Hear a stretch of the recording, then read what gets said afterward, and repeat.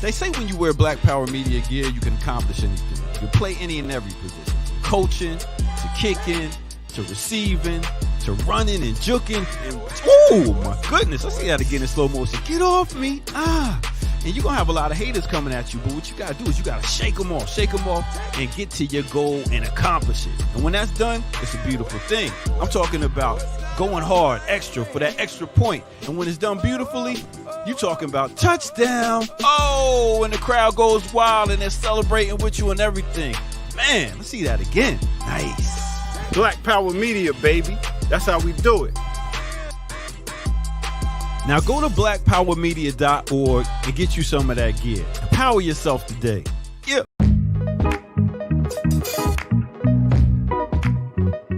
You got to earn your liberation.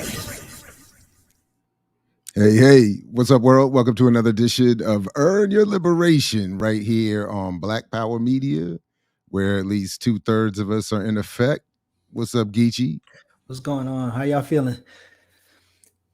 We got Diallo with mic problems. Yeah. He always telling people to put the thing on the thing, and he ain't doing it this morning. So let everybody know that he, well, first of all, make sure you've liked, shared, and subscribed. Make sure you are filing in and put this show in your lives, in your socials and all that kind of stuff. On Twitter, I think it feels like Quaker Anarchist is the only one supporting us on Twitter, but sometimes it feels that way. So others can jump on in, tag Black Power Media, tag each one of us, and do all of those things. What's up, world? What's up? Diallo be here in a second. He's struggling to get his mic together. What's this new thing? I don't know. People say you got to join. It's like a competition of Twitter. What is it? I have no idea. I don't know. I can't remember the name already. What's the name in the chat, people? There's this peace. I have no idea. This new app or a new platform. It's something new. Competing with Twitter, yeah. People in the chat. I have no idea. Mm-mm. Yeah, what's going on? Thread. That's what it was. Thread. I don't know what that is. Me either, but spill. I got to sign up to something new. Yeah, I heard Diallo and Josephus talking the other day about spill. Oh yeah, I don't know about the thread and spill. Oh, Zuckerberg made threads. Okay. Oh, this is Zuckerberg trying to thread and spill. Yeah. What's up, good people? Welcome, everybody. Welcome. We do have a lot to get to, and I don't know. I don't think he can hear. Can you hear us? He can't. You put the thing on the thing. You put the thing on the thing. You still can't hear us. He can't hear us. Man, I don't know why. It's probably something very simple. Sound is completely gone. Yeah, we hear him. We hear you. But I think his sound is coming through your mic. Yeah, his sound is probably coming through his mic, and he doesn't have that on. But I can't hear. We can hear you. I guess you have to. We hear you, and if you, where are your settings set though? I don't understand. I'm not really clear what to. Oh man, I apologize, breaking ground. I'm just saying I don't see it. Maybe you're not tagging me. I don't know. I don't know.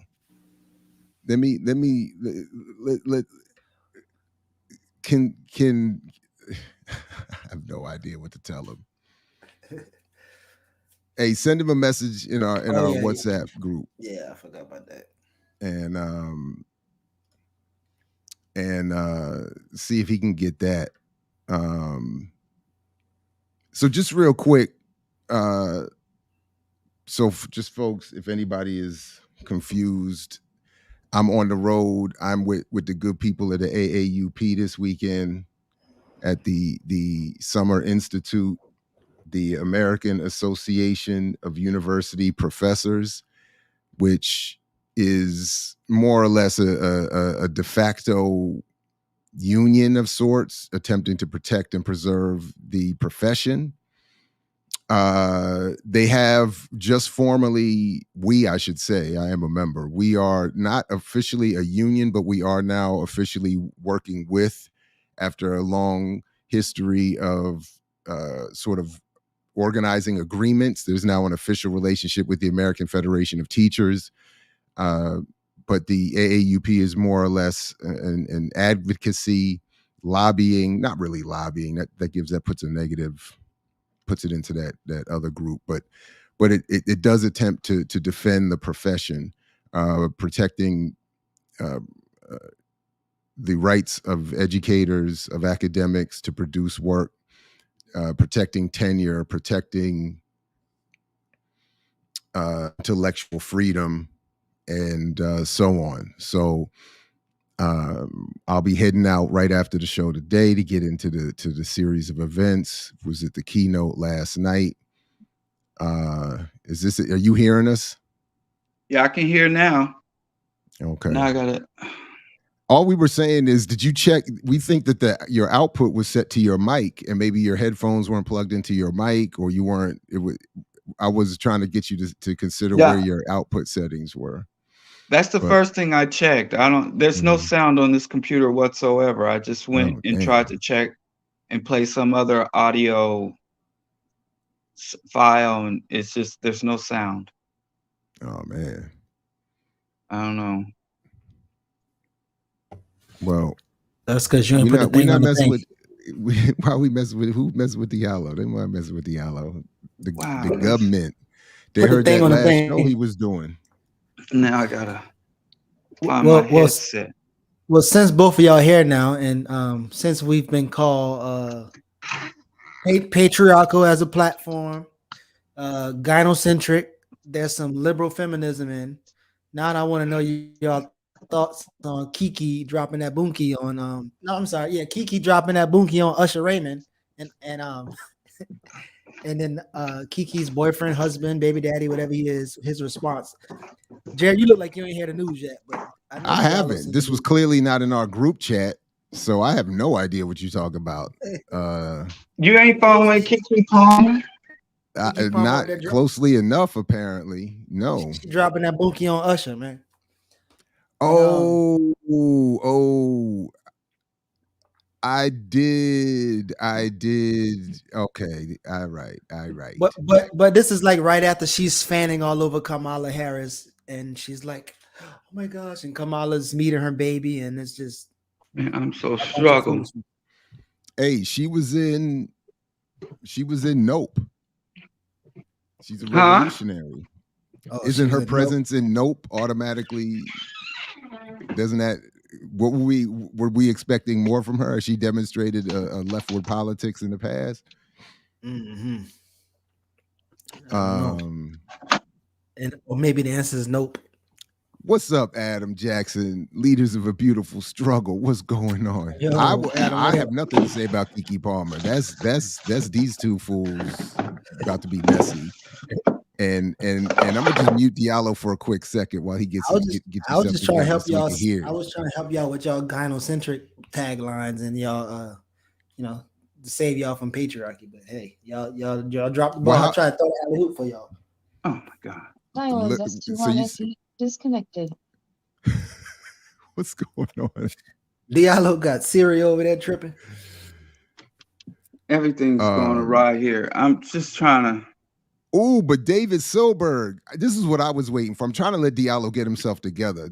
I'm probably the most frustrated of the three of us with this, because I wanted to ask. David Silberg was about to get into it with Keke, are you right? David Silberg got into it with Skip Coon the other day over Toni Morrison. Oh, really? Dang, Diallo is, I can't even mute him and unmute him. Like your setup is so jacked up, Diallo, right now. Why? Now you frozen. Anyway, Coco, you're not lost. We're nowhere right now. We just floating adrift in the middle of the. Yeah, see? Yeah. Why ain't my headphones working? Man, listen, man. we don't know. I Your don't settings know, is man. probably jacked up. Your whole. Well, I mean, if you really think about it, Don't for bring my Diallo, wife into it. listen, My wife doing the same. What? What is the comparison? what in the world? What am you I know being what? asked? The Diallo not being able to hear but can talk is actually in line with Perfect for him. That works for me. Yeah, that does. That's exactly right. in line. Oh, This don't Big make no Bro in the damn house. sense. What's up? Assalamu alaikum. Now we're gonna see. Now Diallo. Now I'm not even going to invite him to do it. Diallo, just be on your P's and Q's. My brother's in the building. But so I wanted to tell my Toni Morrison story, but don't Skip Coon, man. He don't play with his Toni. He was right on. He was I think you Diallo and he were actually more correct in that one. I actually agreed with Diallo a lot the other day. Unfortunately, that was a strange experience. But I forgot what was Silberg's point about. What did he bring up about Toni? What did you bring up about Toni Morrison? And it didn't. And Skip was defensive. He simply yeah, go ahead. No, go ahead. Yeah, go ahead. No, he simply quoted Skip Coon's. I mean, he quoted when Toni Morrison said that Bill Clinton was our first black president. Right. Because he was raised by a single mother, and he was raised eating McDonald's and other junk food, and he was raised in poverty, which those are the characteristics that make you black. But so there were two things. So one, I always remember the and you said something about the contradiction, Diallo, that reminded me of something she had said on 60 Minutes years ago, which has always stuck with me. She was featured in an expose, or not an expose, but a feature interview on 60 Minutes, and she talked about equally her equal feeling. She balanced being praised by the monarchy in England as she acknowledged that she thought at any moment white folks were going to start putting black people on trains to an Auschwitz. And that always struck with me as sort of the quintessential contradiction that many face as they become as they are both black and become an increasing celebrity or quote unquote successful. There is this recognition that I don't trust the white collective, but at the same time, I almost need their valorization. They're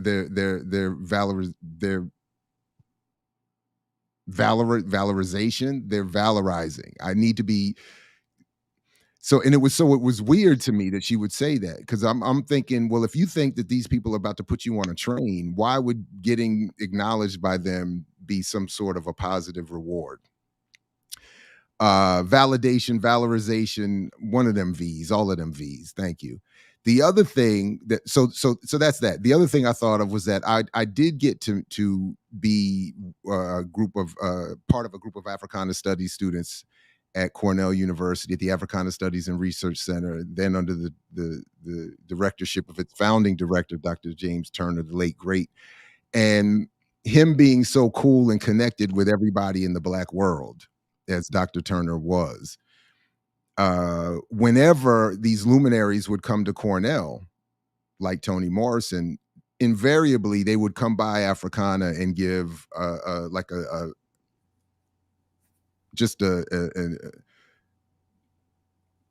not impromptu per se, but sort of just a low key, this is for Africana. I came here and got the check. I gave my big speech to the white kids. Now I'm coming to Africana to give you all a more. And it was mostly the sisters that were there in our group that were, because I have not actually read any of Morrison's work. I have to admit that. I have not read any of her work. I have, so I just sat quietly and watched the exchange and listened to the exchange. But I was struck by, these sisters looking at her admiringly and asking her questions and talking with her. And all of her answers were maybe slightly more relaxed, but nothing really different than you would have seen or heard her say anywhere else. Yeah. And then at one point they asked her, well, what would you suggest that we as young Black women do?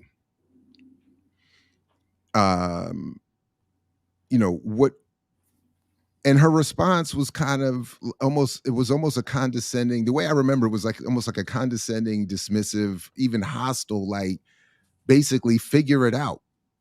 I don't have nothing for you. No, I haven't even read that. I haven't. And my godfather gifted us a whole special collection. I haven't. Just quickly, Geechee, and I'll shut up. Two things to that question. One, I've just not read enough fiction, period. I have almost. So that's a huge blind spot. I don't read enough poetry. I don't read enough fiction. All my reading is dedicated to, whatever, nonfiction. So that's that.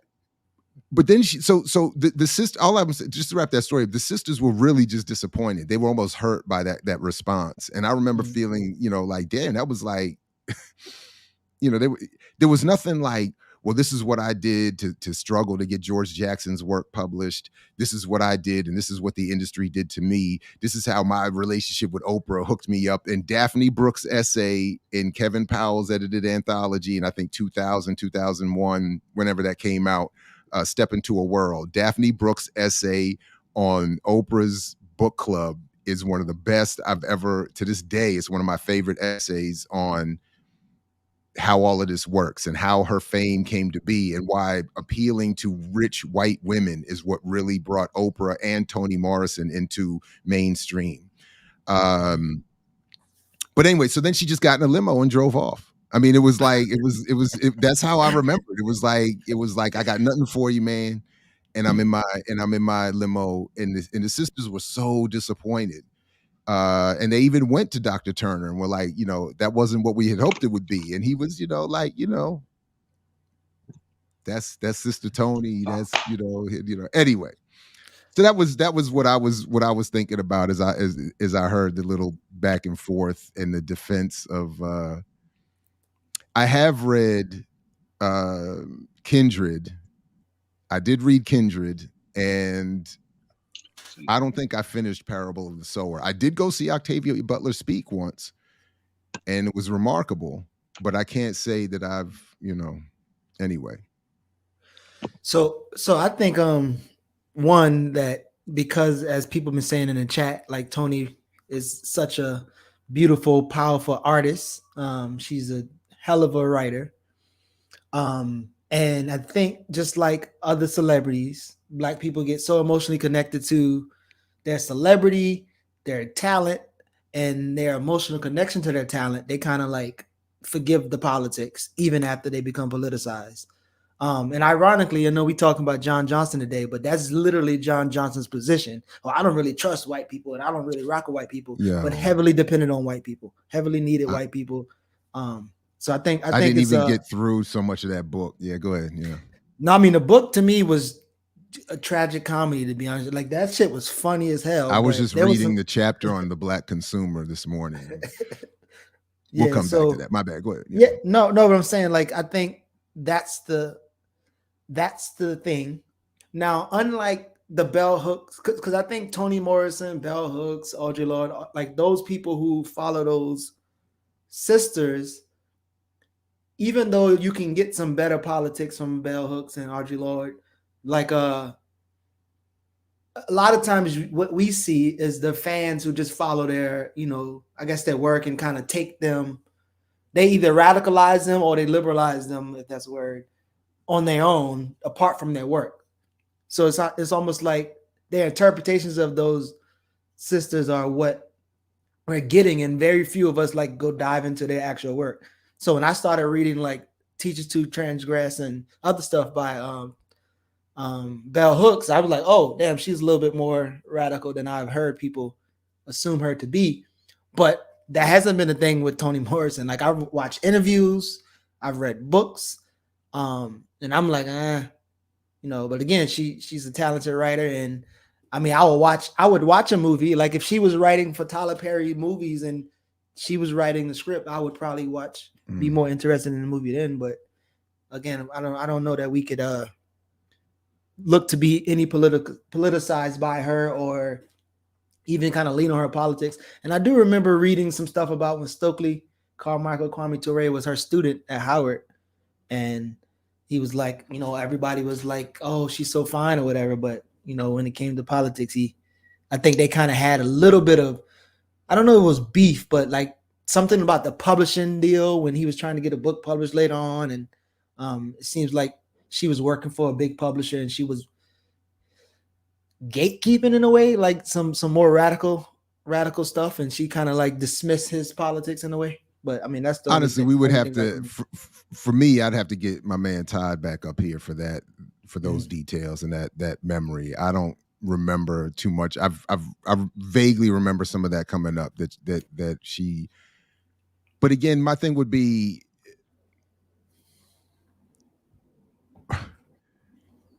one, I'm not, okay, great. Okay, cool. The bluest eye is politically radical. I would invite somebody. I would invite somebody on a follow up that who knows her work, who read her work, and like could speak to her more radical politics. I would love that conversation. Yeah, I would too, and I would love to have and then maybe we could ask. Maybe that would answer why that book was not made into a major motion picture film. Whereas others of her film books have, and maybe there's that answers some of that. But I'm not hating. I'm just saying I admit I think to me it's a huge flaw that I haven't read as much fiction and poetry, and I always say I think it makes my writing suffer. But it is what it is. So, but I would love to, I would happily either watch, host, or whatever that discussion of Morrison's politics and her work that I use in my class all the time. Her exchange with that to me, the classic exchange on Charlie Rose, where Charlie Rose relays a question asking what someone else had asked. How come, maybe she'll graduate. Okay. I mean, yeah, I hear you, I hear you, but my only retort, I do admit some defensiveness when I see people go at me after I admit my own self, when I self-deprecate a little bit, right. Like I wonder what all of the gaps would look like if we lined up all of the flaws and gaps in our study. And I get it. There's some of you out there reading everything, but I wonder how much good political stuff you all miss because you over there reading these stories. How much of that analysis and that history you miss because you're over there reading these daggone stories. No, I'm just playing. But but in that interview with Charlie Rose, where he's saying, relaying the question to Toni Morrison, why don't you write about non-blackness as if that's a graduation to another level? Mm-hmm. And she was like, for what? And I'm not doing it justice, but her response was like, for what? What, that's like asking James Joyce to write about, as if he hadn't elevated because he was only writing about the Irish or whatever she was saying. I thought her response to that was perfect. And, so I've always used that in class because it's that whole thing of, and especially after, I remember I showed it when all those Dear White People shows started coming out. Mm. And I was like, this idea that we have to address ourselves to white audiences to be seen as having value is so irritating. And so even the title Dear White People was so irritating. Why, who's talking to, like,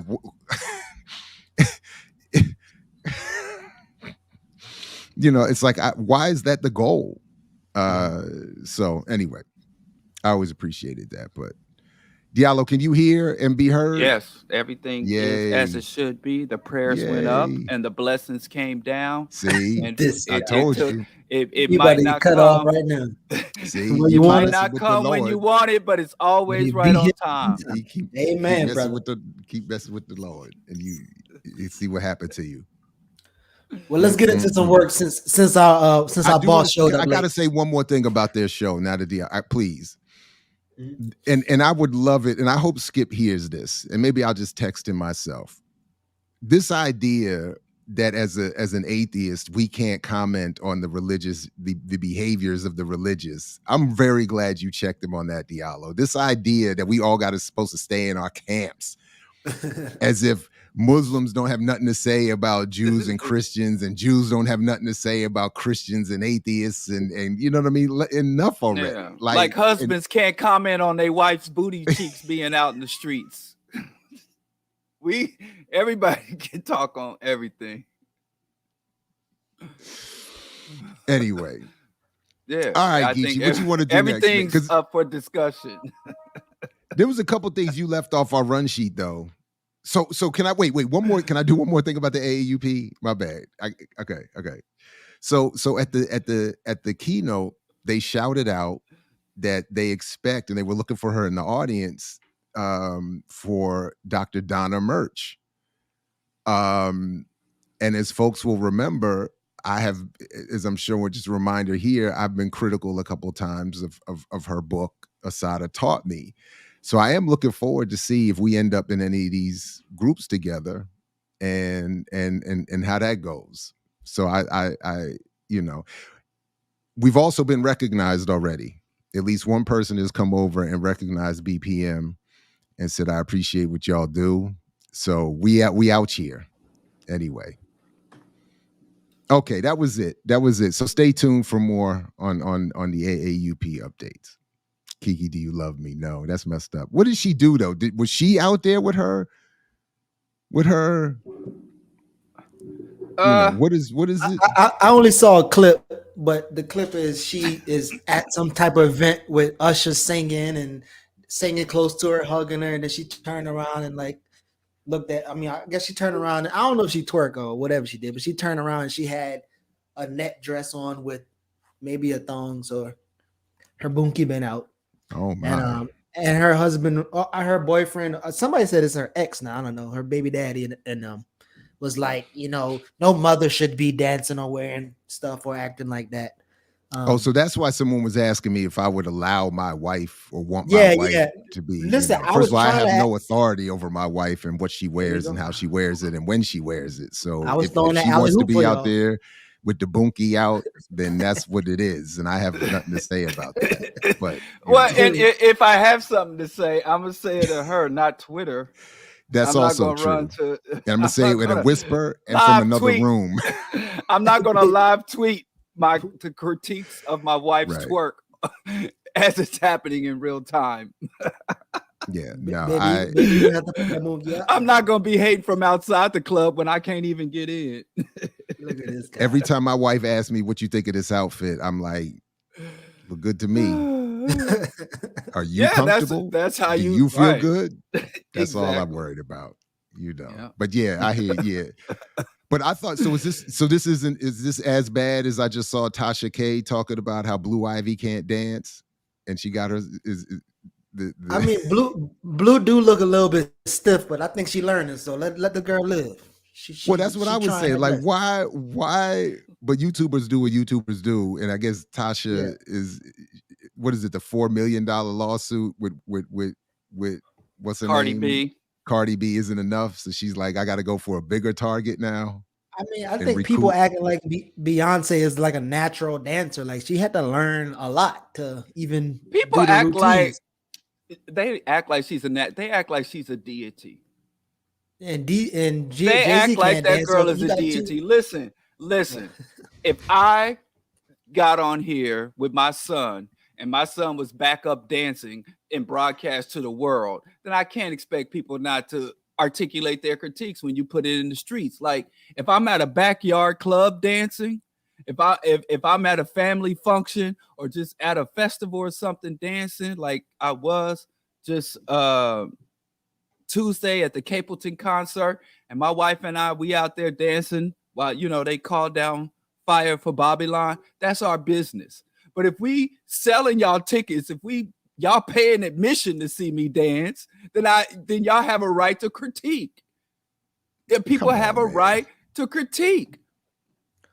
Why would they though? I don't agree with that, because people post, you know, like pictures of their kids or clips of their kids doing something at a play or something. Everybody should just say, "Oh, that's cute," and keep it moving. If your child goes to Broadway, yes. If your child is in a neighborhood play, if you take your child to work, you take your child to work, and your child try to do something at your job, and they don't know how to do it. At well, work, and she ain't no. How old is Blue Ivy? I've been seeing y'all. They said 10 in the chat. 11 years old. Let her just do her thing. Hold on, let me see.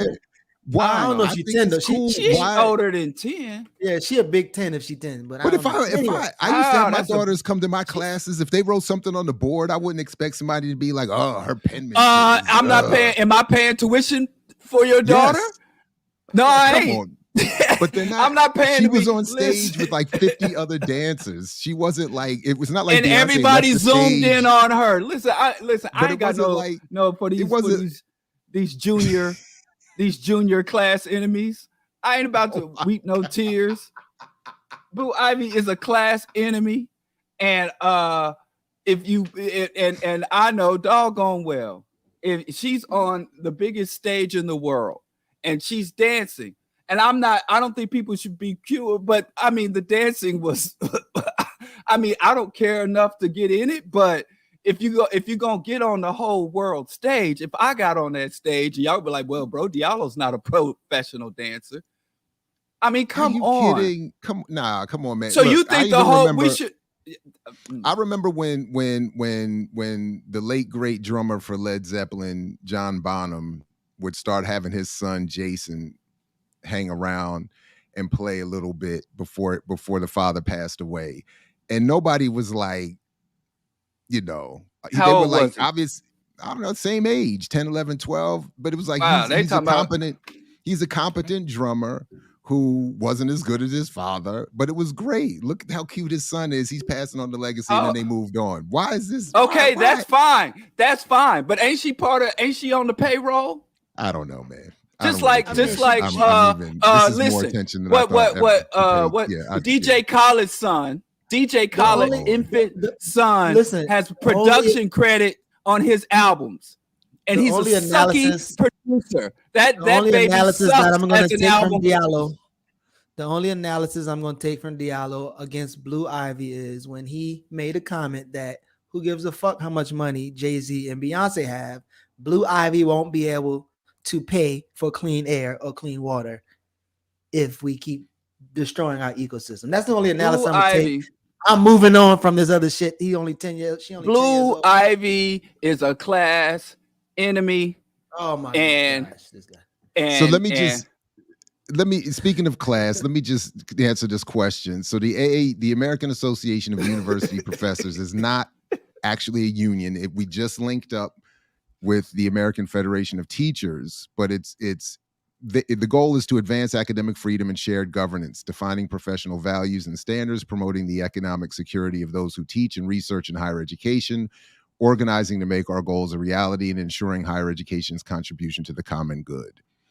So that's and the link is now in the chat if anybody wants to follow up. So it's not officially a union, but it does attempt to do union type work. And one of the reasons it hasn't been able to is in part, it's to my understanding, I'm limited at this, but is why I was working with others a couple months ago in trying to raise this issue at the Maryland State House that to allow for faculty in the state of Maryland to unionize, which we currently do not have the right to. That bill failed in the Senate, so passed in the House, in Maryland's House, failed in the Senate.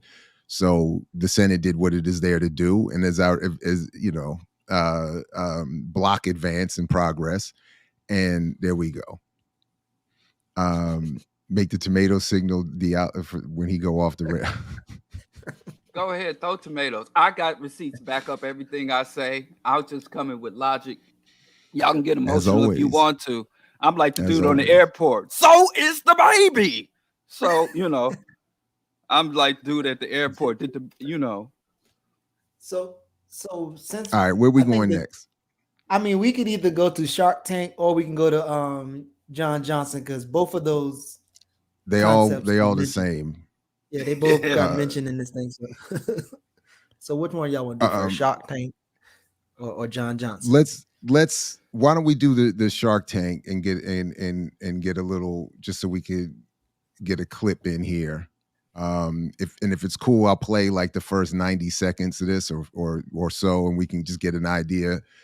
I don't know this channel, but it's a pretty good summary of what's been going on, or what has happened recently, I think, or over time. I'm not even entirely sure, but I just thought it was very telling. So let's just check this out. Show I enjoyed watching years ago. Shark Tank is a TV show. Sometimes I hate that show.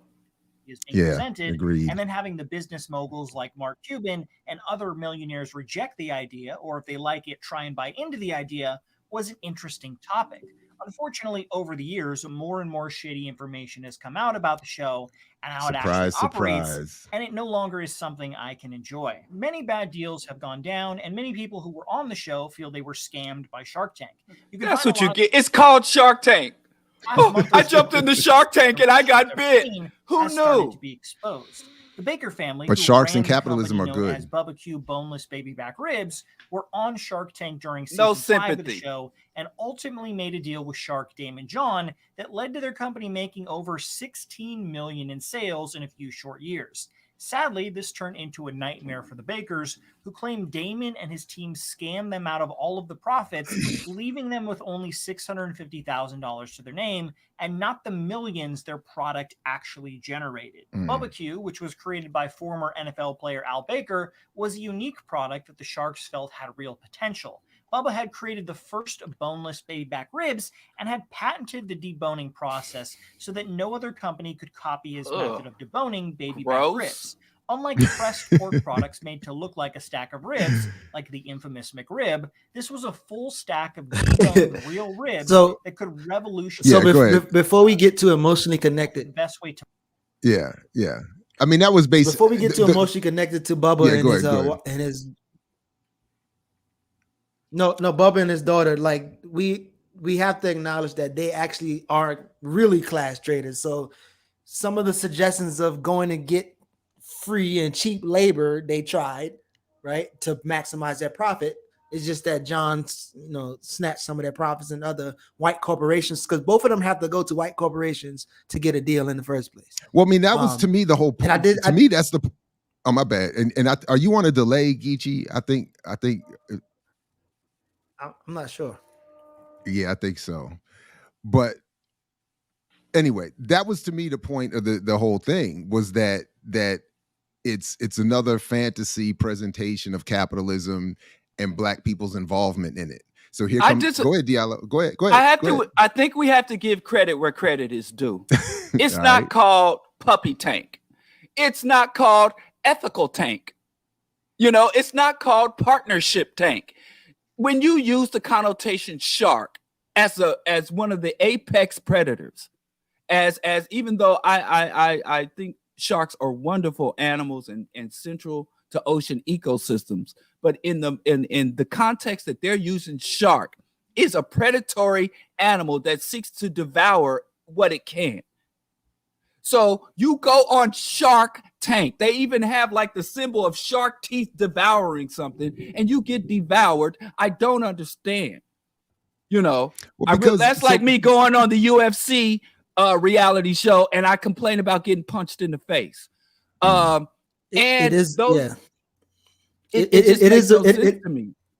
a baby shark and a daddy shark situation. And the sharks sit on the panel. The sharks sit on the panel and they try to make lopsided deals. And I've seen a few times where people are like, I'm going to walk up out of here. They get deals and all the sharks want to do deals and they are like, nope, I reject this. This is wild. Y'all wilding. Y'all trying to play me. So I'm out of here. So, I mean, you just can't get me to weep for somebody who willingly jumped in a Shark Tank and complain about getting beat. bitten. I don't even see how this is a story. I would be disappointed if the Sharks didn't play these people. No, so but to me, it's not a story that there should be a surprise. To me, it's interesting because nobody. You all. Geechee, do you feel interrupted, my man? Go ahead, man. I mean, I'm always interrupted, but Alex, I expect that from you two older guys, y'all. And Diallo normally can't hear, so it was not ironic that his headphones wasn't working, but his mic was. So, but go ahead, well, go I admit off. The old school. I'm saying children should be seen and not heard. That's the whole. That's if we the old guys, that's the. I ain't one of them little churn now. I ain't one of them. I know. Yeah, I know. You're a big boy. Yeah. I's a big boy now. And you can dance as good as you and Blue Ivy are just the best. First of all, I can dance. First of all, I can dance, bro. Yes, I'm sure. Absolutely. I ain't about to play none of these games. You sure can. Absolutely. You sure. You shut it down. And you're going to get a trophy. Shut up. Yep. Get your trophy. Get your dance trophy. You're right. I get a trophy. God damn it. I'll put the sweat and tears in it. Blue Geach. But again, I would only say that, again, I would agree with Diallo with the shark shit, but I'm saying, like I said before, it's a baby shark and a daddy shark situation, because they're on record and they're complaining and fussing about John talking about they exploited other workers and they try to exploit workers overseas so that they can maximize on their profit, but they wasn't in control of profit. So when they were supposed to be getting $600,000 of profit, they were only getting $15,000. And so when they got the Hardy or Burger King deal, they got cut out and they stopped receiving checks. So it's good for their ass, to be honest with you.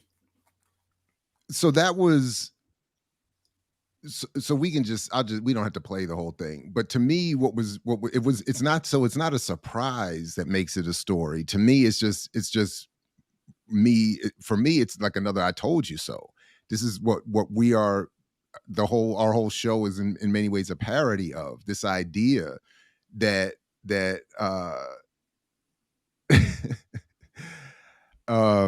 this idea that capitalism can work for anybody and that Black people in particular can business their way out of oppression. So here come Black businesses so to me, this is like a perfect microcosm. You have Black businesses pitching something to this Black man on the screen who is supposed to be a shark. And in the world of capitalism, sharks are good. So everything you describe, Diallo, as a shark from the upside down illogic of capital is good. Eat everything, conquer everything, dominate whatever. So yes, it should be seen as a warning, but from their illogic, they think stepping into the shark tank is the best thing that could happen. And then what, of course, does happen, as you pictured here, Black face for white capital, Black face for white investment. The goal ultimately for all of these Black businesses, even if they present themselves as being for Black and by Black and all it is, the goal is ultimately to get white elite investment. And then what ultimately happens, they get ripped off. And the brother here who fronted for all the white capital and then helps them, as you pointed out, get their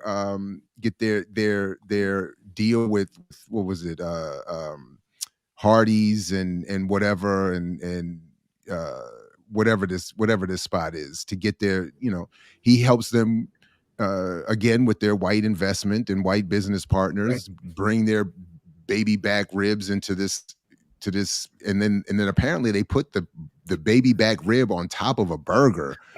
It's like a death meal.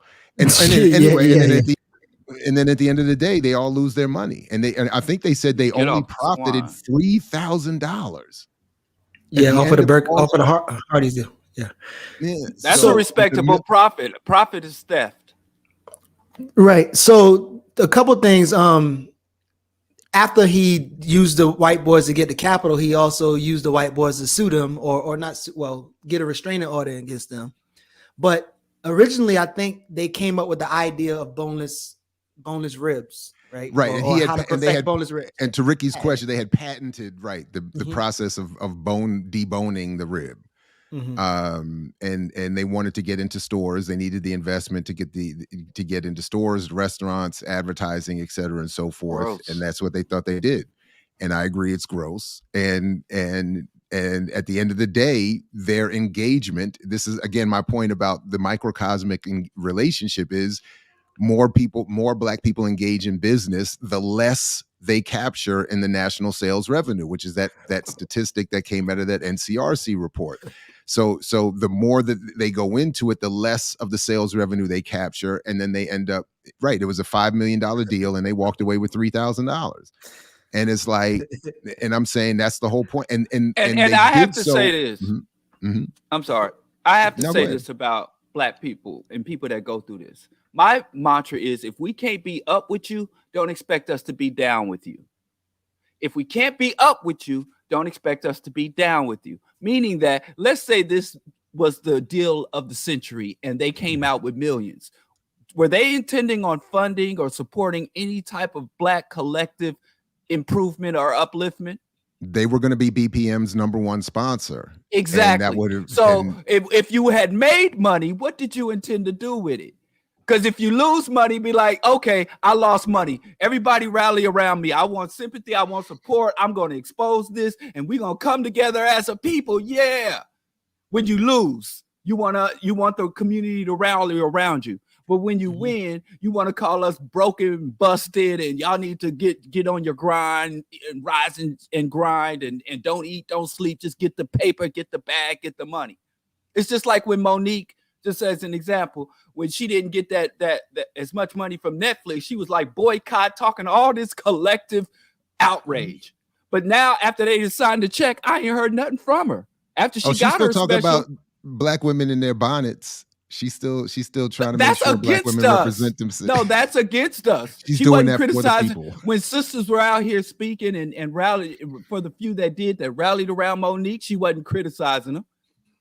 So my only thing is Black people. Y'all don't think children can be class enemies. Oh my! They goodness. don't care what you're saying, Diallo. They're gonna use the 5K to get the rest of the 3K to get the rest of the 5 million. Right. All I'm saying is, Black people, this should be a rule of thumb for our collective support. If we ain't up with them, don't be down with them. I'm down with you if I can be up with you. That's my rule. And that should be the rule for community support, community sympathy, community rallying. If we can't be up with you, we ain't gonna be down with you. I guess I never get over the fact that small businesses, especially Black small businesses, their concept of giving back is literally selling something to the community. Even if they believe what the community needs to be sold to them rather than given to them freely or given to them from the wealth that they produce. So again, when you even call yourself a small business owner, especially in the Black community, is normally this service that you're giving that literally costs money, that should be a basic human right. So, and I gotta. No, I'm saying I don't even think we can even be up with them, because like their larger goal is not to even help; is to exploit a need.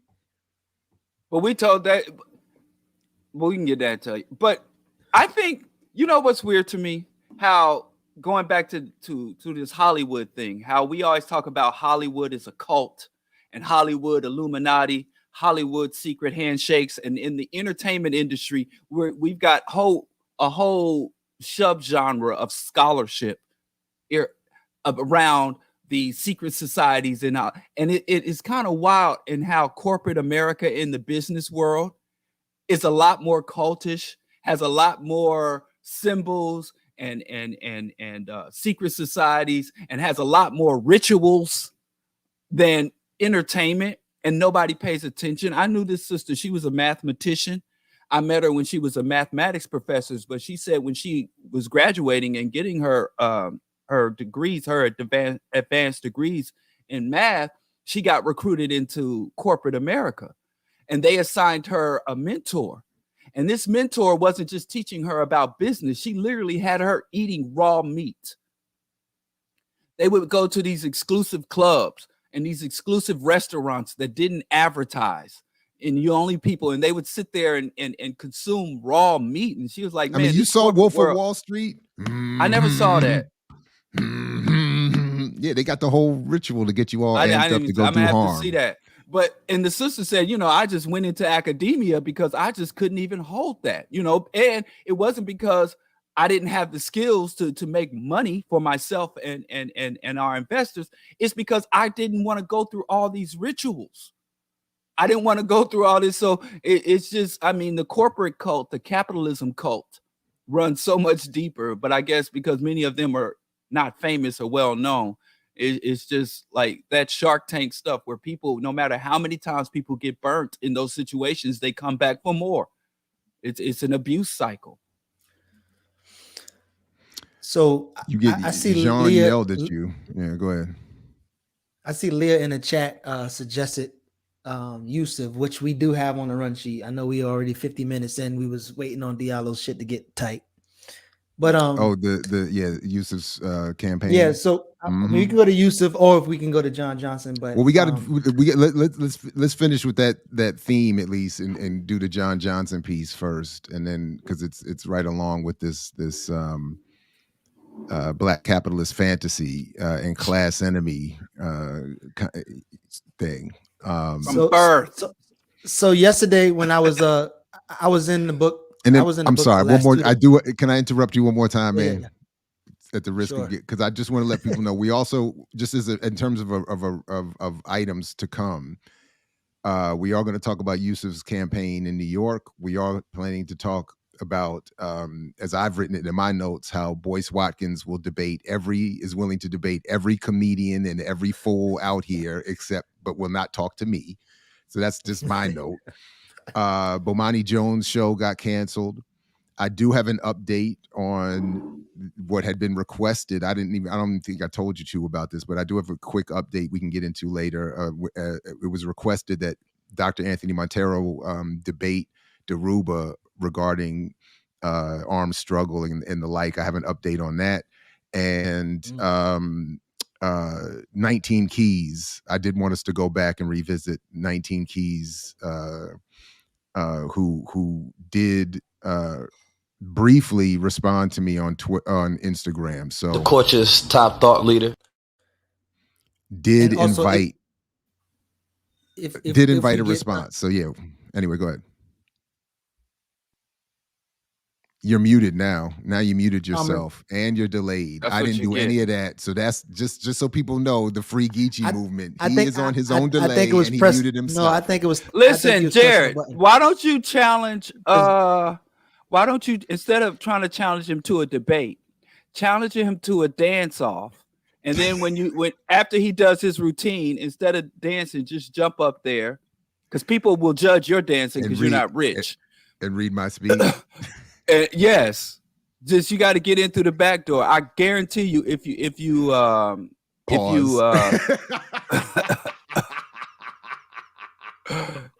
I guarantee you, no, real talk. I guarantee you, if you challenge dude to a dance off, if you challenge dude to a dance off, is that Roland? That's Roland Martin. Who you think? Oh, I thought I wasn't sure who we were talking about. 19 Keys. I can't. No, I can't. You said he won't debate you. If no, you I was challenge about, him. No, not Roland. Boyce Watkins. Oh, no, okay. Roland and Greg Carr just won't. What's that? The Alpha Strut. Yeah, Alpha Strut he got some fly. His African gear is fly though. Roland be breaking out the fly stuff every once. I don't like African cosplay.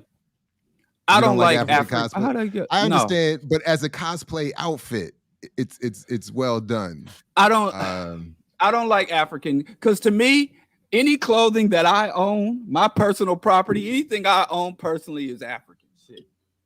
If they can call Africans resources European, I can call my Levi's jeans African garb. Yes, Roland is the alpha. Roland is the alpha. For the person. Roland is the alpha. Yeah. And not according to not according to but I'm sorry. Let's go. Dr. No, Umar. well, Go ahead, Geechee. Not what I according to was Dr. saying. Umar. Well, I could verify he's the alpha because I know some alphas. But when I was reading through the book, I actually did see some of Roland's quotes about John Johnson and Dr. E.R. Shipp, which I haven't talked to her in a while, but I reached out to her the other day. I know y'all. Wait, she's in the book? Yeah, her quote is in the book because everybody was mad that celebrities didn't show up at John Johnson's funeral because they was like, well, if it wasn't for John Johnson, celebrities wouldn't be popping. And now that he's made y'all popping, and now white people like y'all not showing up at his funeral, and they thought it was shitty. So E.R. Shipp said something about it. Roland said something about it, and a couple other people.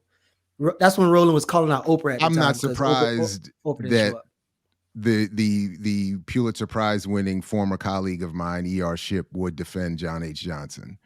Oh, yeah. And she and I ended up on very opposite sides of what went on at the School of Journalism, where she still resides and I no longer am allowed in the building.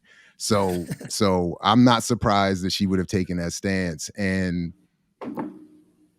I'm very tempted to share something that I called her out for doing that should be called out.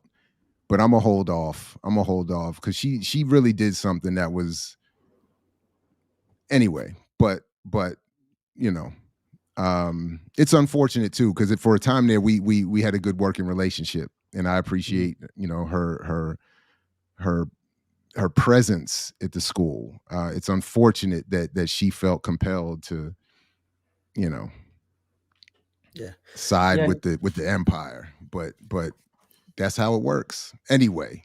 I mean, ironically, I don't know if this is a feat to her, but so how I know her is through her brother or cousin, who's actually a cop in my hometown. Who, oh, that's interesting. Yeah, and I'm not surprised to hear that either.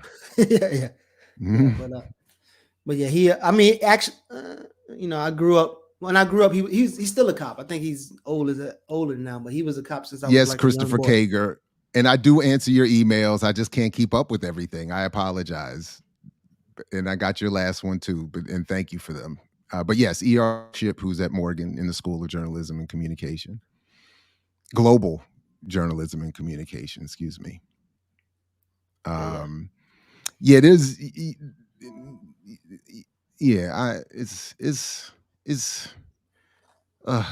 anyway. Go ahead, man. So tell us first of all, tell us what the book is. Like, give us what is the book? Do you have that ready? Or I can pull it up here. Yeah, you can pull it up. But the book is about a sister wrote it about John Johnson's life and how he built an empire. And they pretty much go through the details of what he did, how he did it, who he was connected to. A lot of quotes from him. But ironically, all the quotes are, I think actually they did a good job at naming names about people who disagree with him and some of the contradictions, because I went to those books. Like, for instance, he had a white editor that he had to get because they wouldn't sell. So he was trying to get a building from a white corporation. They wouldn't sell it to him because he was black. So he had to convince one of his white friends to buy it for him. And ironically, one of the white people who was his editor was a communist, supposedly. He was a communist who disagreed with him on everything, but he was forced to yield to John Johnson's narrative, which ironically was sufficient with the white corporate ad owners and sponsors narrative. So it was like this weird ass situation to where the white radical person was writing for him and he was silenced by the black person who was silenced by the white. You don't know his name, do you? You don't have the name of that guy. The author? The white author name is Burns. Yeah, his name is Burns. Let me get the first name. But anyway, yeah, no, I'm not surprised to hear that though. Yeah, his name is Burns. Yeah. But there's a couple. Let me get the first name. But there's a couple of pages that he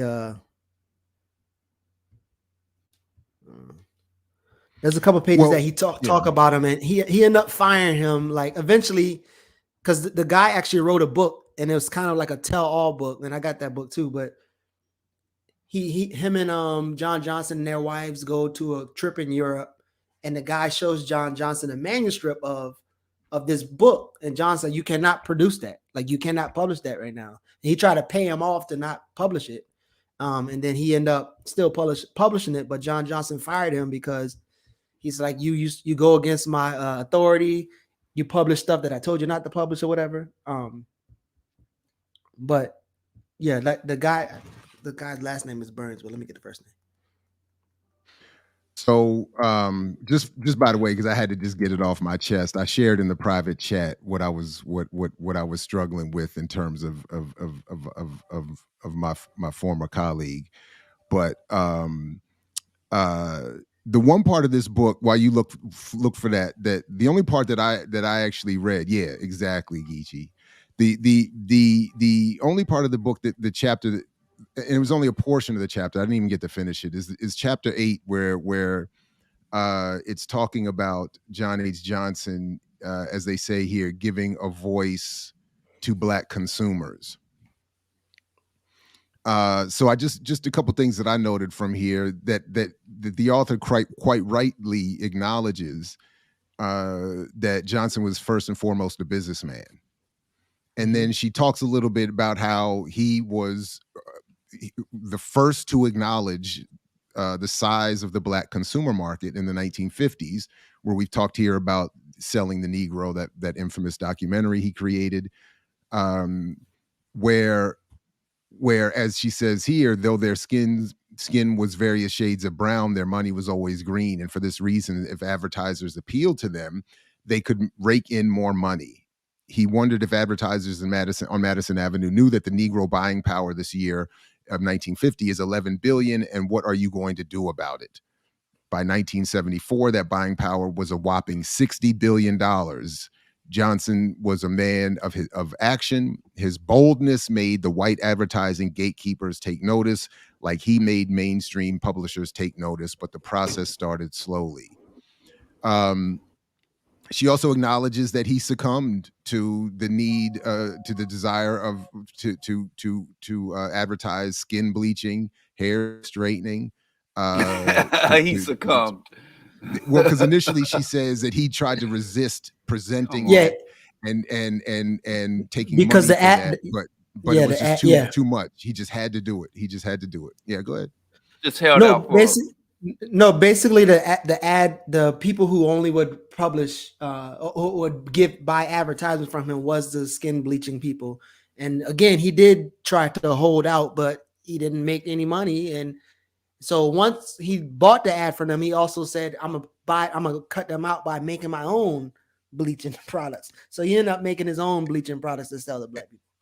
And his own cosmetics to because it's the part I remember was that he said something like, I recognize he tried to justify it. I thought what she was saying in this chapter is that he tried to justify moving for initially taking the skin bleaching advertising money to moving away from it, but by saying that, well, I don't have to advertise skin bleaching, but I can take advantage of the fact that Black people still valorize a European aesthetic. So they still prefer long hair and light skin. So I'll just move towards that in terms of the cosmetic and imagery, that cosmetic industry and imagery that I will push and sell and promote. Go to page 127. Go to page 127.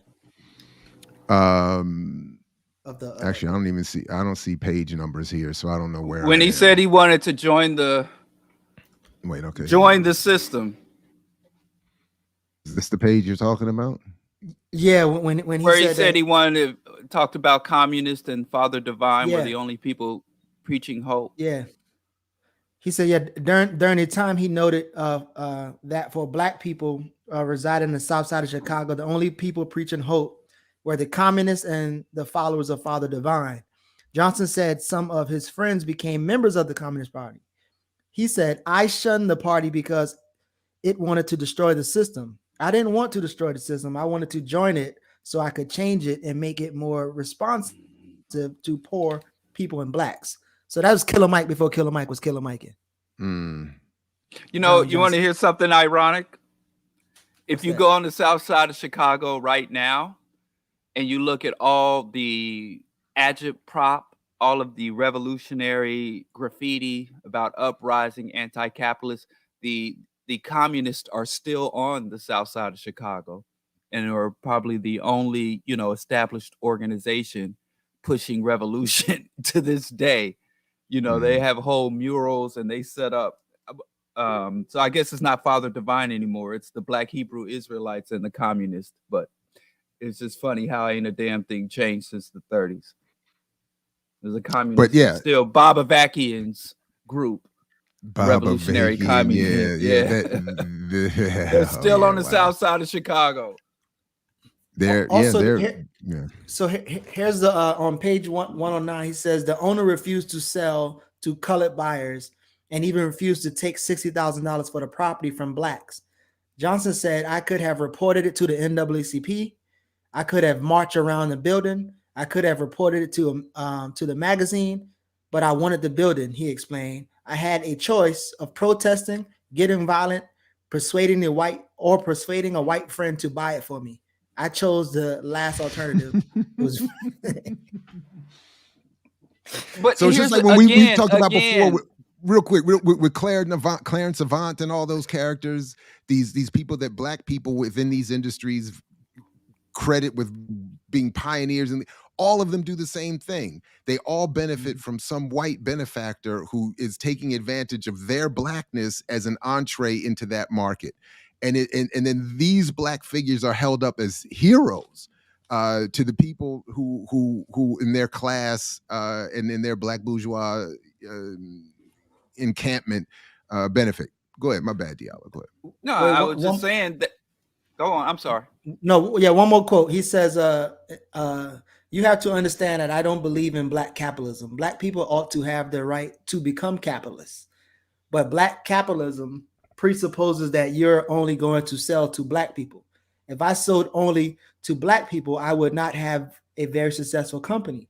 Most of my subscriptions and newsstand sales are made to Blacks, but 90% of my advertising is made to whites. So I don't believe that we ought to limit our sales to the Black community. I think a Black businessman ought to strive to be a businessman and to sell to any customers who will buy from him. If Kentucky Fried Chicken can sell chicken to Blacks, we ought to be able to sell things to whites." But go ahead, y'all. So Black capitalism isn't the answer. Capitalism is the answer. Pretty much.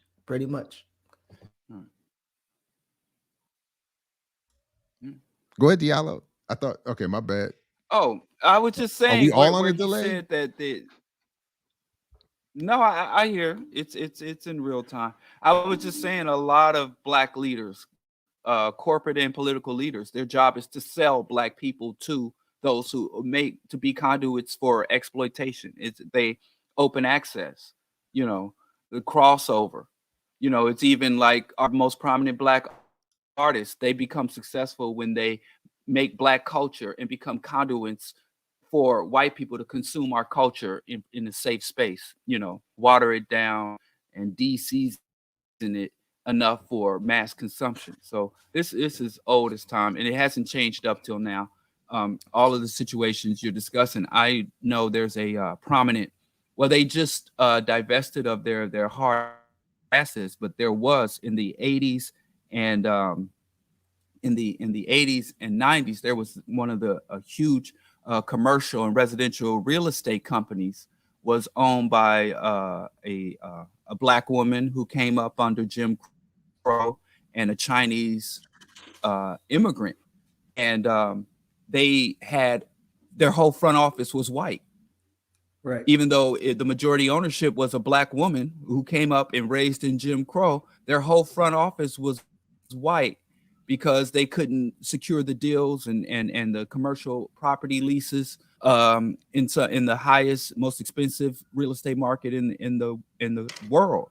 And so they had white boys out there fronting with the corporate logo and all that, and having the ability to sign off on these deals, but it was owned by Blacks, and that was in the late 90s. So when he says these little things he was doing to advance us, here we are half a century later, and Black people at certain levels have engaged in the exact same tactics to navigate the race, and the conditions are the same. And all those, while Diallo is frozen, apparently, all those Black media people preaching us journalists that built their careers off of John H. Johnson's model, many of them have moved into academic spaces after their business model and their industry collapsed on themselves. So that's why I'm here to protect the rest of us from that redistribution of labor or attempt to redistribute labor. But instead of recognizing that model is flawed, they want to come back and continue to praise him as having pioneered something that was their own, in effect, downfall. So I put the name in the chat. His name is Ben Burns, and according to him, he's actually the one who put the bug in the air of John Johnson to even start the gold mine in your backyard and how to sell a Negro. Like he told John Johnson, this is what you have to do to get this white capital. And so he put that bug in his air. And so the larger question is, Jared, why you ain't do a deeper, more aggressive hit job on John Johnson? I feel like you just kind of that's this guy, he's trying to get white capital. Because he's a pioneer. Because he's a pioneer who paved the way for all of us to be doing what we're now doing as we come up here on this Google YouTube streets and get this white advertising money to present Blackness back to the people. But I can't be too. I was like, I'm not going any more. Honestly, I think that's a legit critique. By the way, please go check out Dr. Todd Stephen Burrows' critique of my second edition. It's on the channel. It's relatively short, but I think incredibly valuable. And I think this is a legit criticism of my work. Would be what you just said. I got more, but let's go. But to be honest, like, so, and this ain't no fan and shit, but when I read books that I love, I go really slow, and I don't want the shit to end. So I'm like really going slow with the book, like I did with the first book. Jeff. And no, just to be honest with you, that's how I ride. And then that's why I'm into this whole John Johnson shit, because it just sent me off into this, and I'm like looking into that. But yeah, I mean that's one of them that I think once I finish, I will put some stuff out. But and I actually feel like writing something about John Johnson, because the shit is so funny the way Ben Burns show up, how John Johnson show up, and then pretty much he wrote a fucking tell-all book. He wrote a tell-all, a white communist who's supposed to be radical, who the communists actually sanctioned him because they was like, yo, you selling out for the people, you selling out for the capitalists or whatever. So that's just a funny backstory that I had no freaking clue about, which is damn near almost amazing. But there's a couple things that I definitely want to dive into in the future. But go ahead, Diallo. I know we keep cutting you off and you getting frustrated. That's all right. No, get your word. How you know what's in my mind? Because the gods told me, and the Orishas and all that, and the sprinkled dust and shit. They all. I think a lot of times with these Black success stories, there's one thing that resonates in the biographies and the timelines of these moguls and highly upwardly mobile, successful Black capitalists, and that is for the dominant people. A lot of times it's not about money for them, because when you say, "Oh, we got to get money," like in Oprah, who is in many ways his legacy resonates. I remember one of the quotes that really hit me growing up is she said, "It's no longer about black and white; it's about green." But we see where Black folks show up with the money and the credentials, and white folks still deny you. You got to get a white boy to go put your name on paper.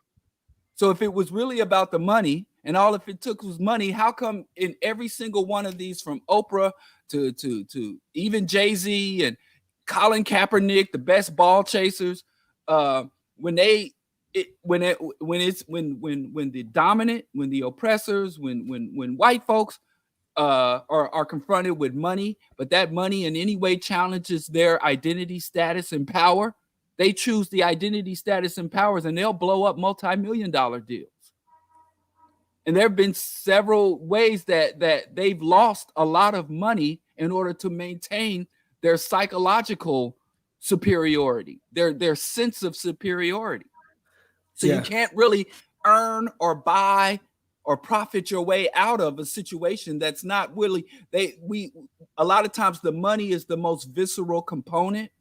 The most obvious, the poverty and the wealth imbalance is the most visceral and obvious component of the systems and institutions of white hegemony.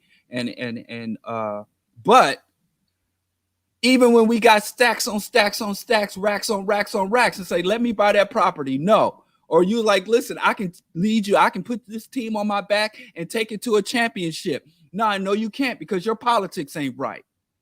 So no, I'd rather lose. I'd rather have a losing team than let this, uppity champion take me. So I think that's a component, that the psychological, the ideological component, we neglect a lot. It don't matter. It's all about the green. It's all about the material and aspirations. And I think that's one of the key takeaways from these stories, these inspirational striver stories that we often miss. There comes a point, the money has a limitation on how far it will take you. So Jared, I want you to tell me how you see John Johnson in the situation. Do you see him as like good intentions, innocent, and got co-opted, got exploited? Do you see him as fully aware of what the hell he was doing and how he was moving? And I asked this because in the book, it talked about how he supported Nixon, but also Nixon supposedly took him on a goodwill tour through 9 African countries. And so it's like him and Nixon seemed like they was homeboys and shit. They was, but so how do you see him, and how do you, I don't know. I mean, on the one hand, in the situation. Again, on the one hand, I don't like to speculate on why people do what they do as much as I like to comment and criticize what they actually do.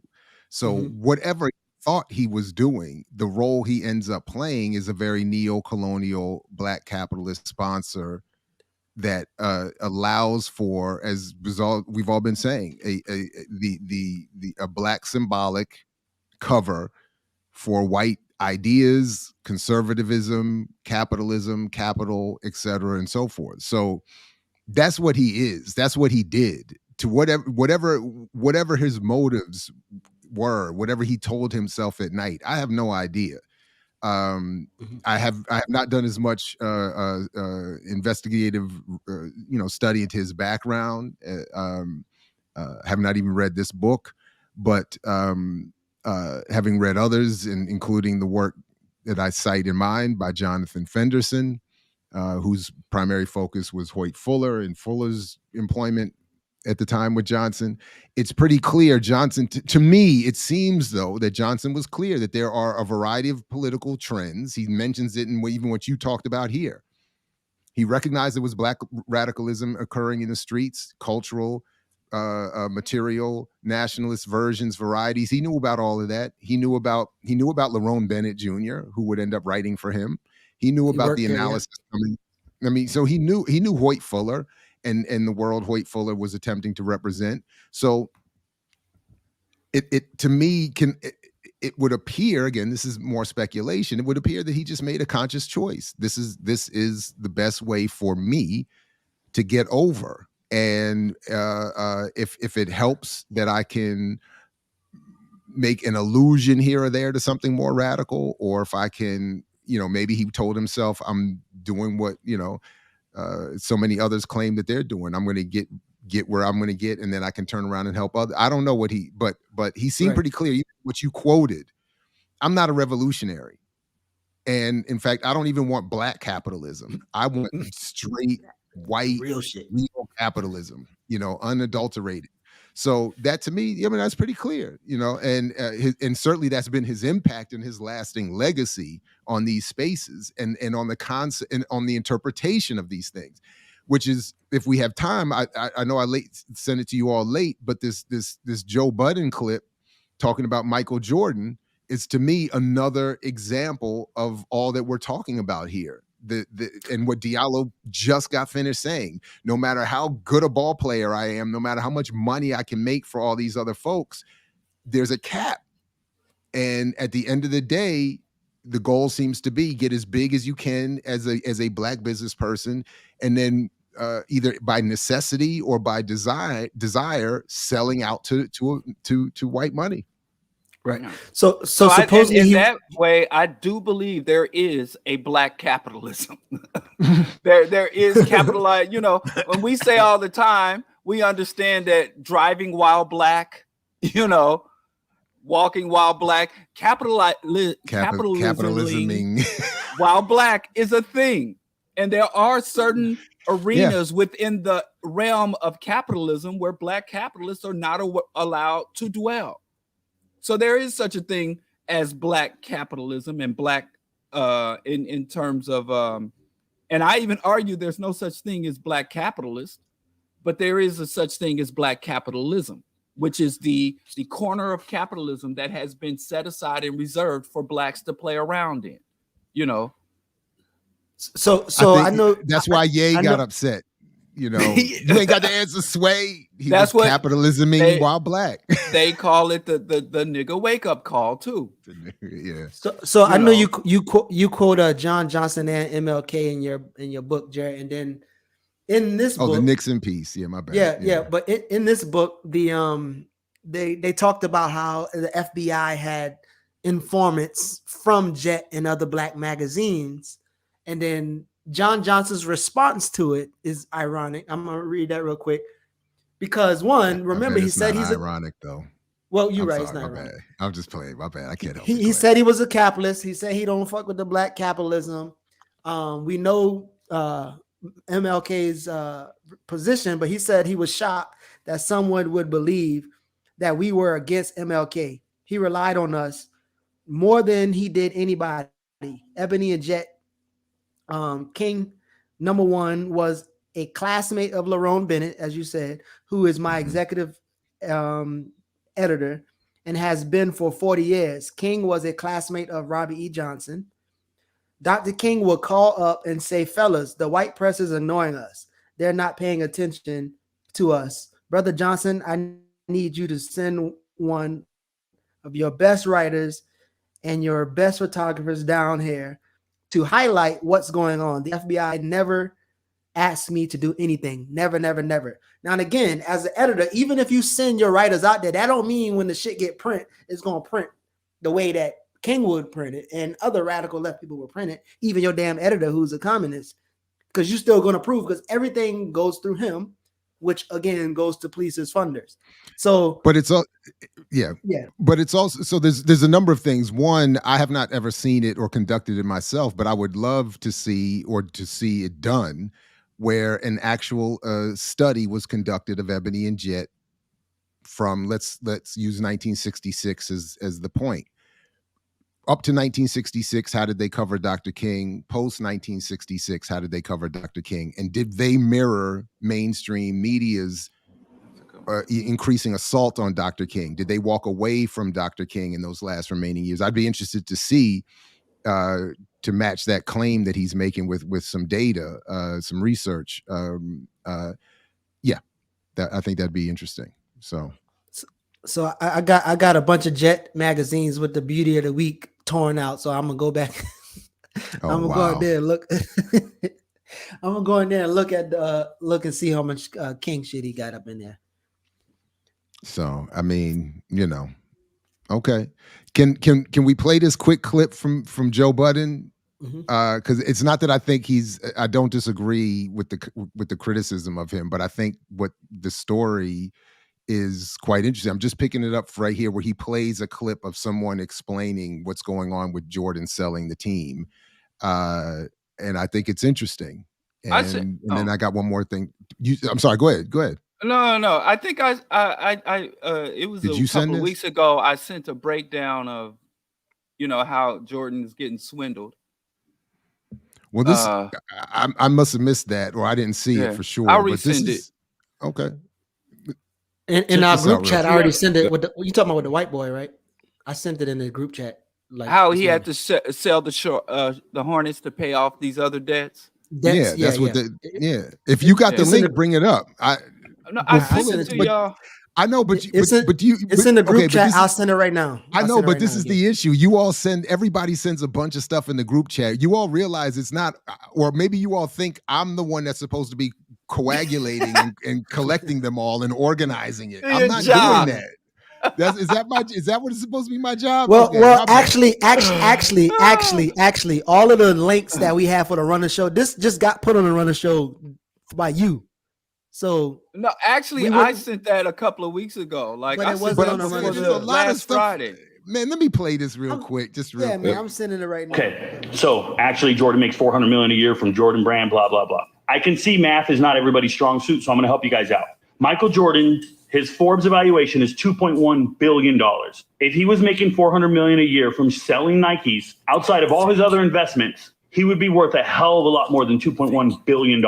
His evaluation took a hit when the Hornets lost their evaluation. Please understand what I'm saying. The vast majority of Michael Jordan's net worth is actually the ownership of the Hornets. And that goes for a ton of other billionaires, Jerry Jones, whoever. So let's just say Michael Jordan owns 66% of the Hornets. For easy math, that's 2/3 of the Hornets. They're selling for $3 billion. He's getting $2 billion, right? So $2 billion worth plus the $100 million from Nike, that's $2.1 billion. That's his evaluation. Now, enough of that math. Let's get real. 2 years ago, he made a terrible investment with Gabe Plotkin. By the way, that's a minority owner who's buying the damn Hornets. So he told Gabe, yo, go ahead and bet $500 million of my money. I got you. It was like a verbal IOU. And Plotkin went and put a ton of money into the stock market, somewhere around $4 billion, and they lost. But instead of going to Jordan and saying, give me that $500 million, Plotkin said, I don't got it. I don't have the $4 billion I just bet. So then this man right here, Ken Griffin from Citadel, worth $32 billion, the richest man in Chicago, bailed them out. So Griffin gives Plotkin about $4 billion. None of this is a secret. This was about 8 months after their bad bet. He buys them out and covers their ass. But then he wants his money. He's here to collect. So Plotkin owes him. So now Plotkin pays him. But now Jordan owes Plotkin. It's a trickle-down effect. And Jordan knows got the money. Jordan made a bad bet. So he's got to sell his team to cover the bet. So he's selling to the guy he owes the money to. He's selling to his bookie. Now here's the thing. Plotkin used to work for Griffin. These are two multi-billionaires from Chicago, and they just fleeced Jordan out of ownership, and they're taking his team from him. Jordan just lost his seat at the big kids table. He can go make his. I sent the actual link. So the guy who's saying this. Oh, okay. If people wanted the real Remy Red, if they wanted to actually see the guy, yeah. So actually, Jordan makes $400 million a year from Jordan Brand. Right, so we just heard all. It just has his just has his contact. Okay. If you wanted to kind of verify and go through that, with Jordan getting played out. The one thing I did pull up was this story here that just so people could get. So first of all, these are the two guys that he's selling to, Plotkin and Schnall, and it says that Plotkin is the founder of Tallwoods Capital, and Schnall is the co-president of Clayton, Dublier and Rice private equity firm. So that's how I thought the connection to the losses on Wall Street were being. In other words, Jordan invested through them or Plotkin and then they lost money on Wall Street. And because Jordan's only real asset at this point is the team relative to all, relatively speaking, he's forced to sell. So anyway, but whatever is the actual, to whatever extent this is not accurate, to me, it still stands to be somewhat similar to all we've been saying. No matter how big a celebrity and a talent Jordan is, no matter how much money he makes, there's still bigger players, bigger sharks, and the ultimate goal is to sell out to one of them, or the ultimate need at one point is to sell out to them. So what's the difference between emancipatory journalism and hating on these black folks that's making money moves?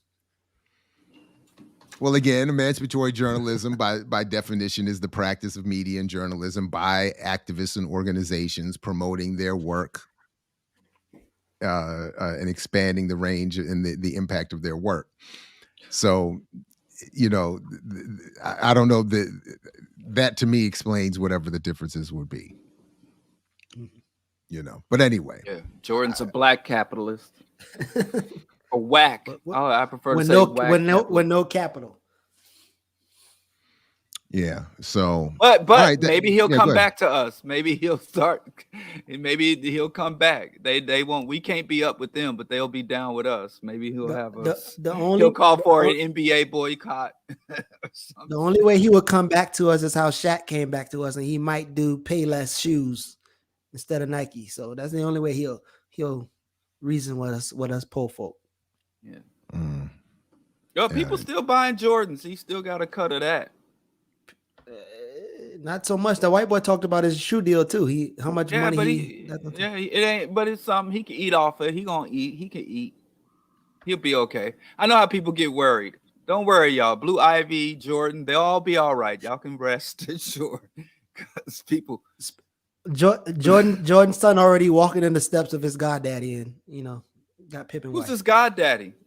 I'm joking. I don't know if Pippen is his goddaddy. I'm just saying young Jordan is now dating Scottie Pippen.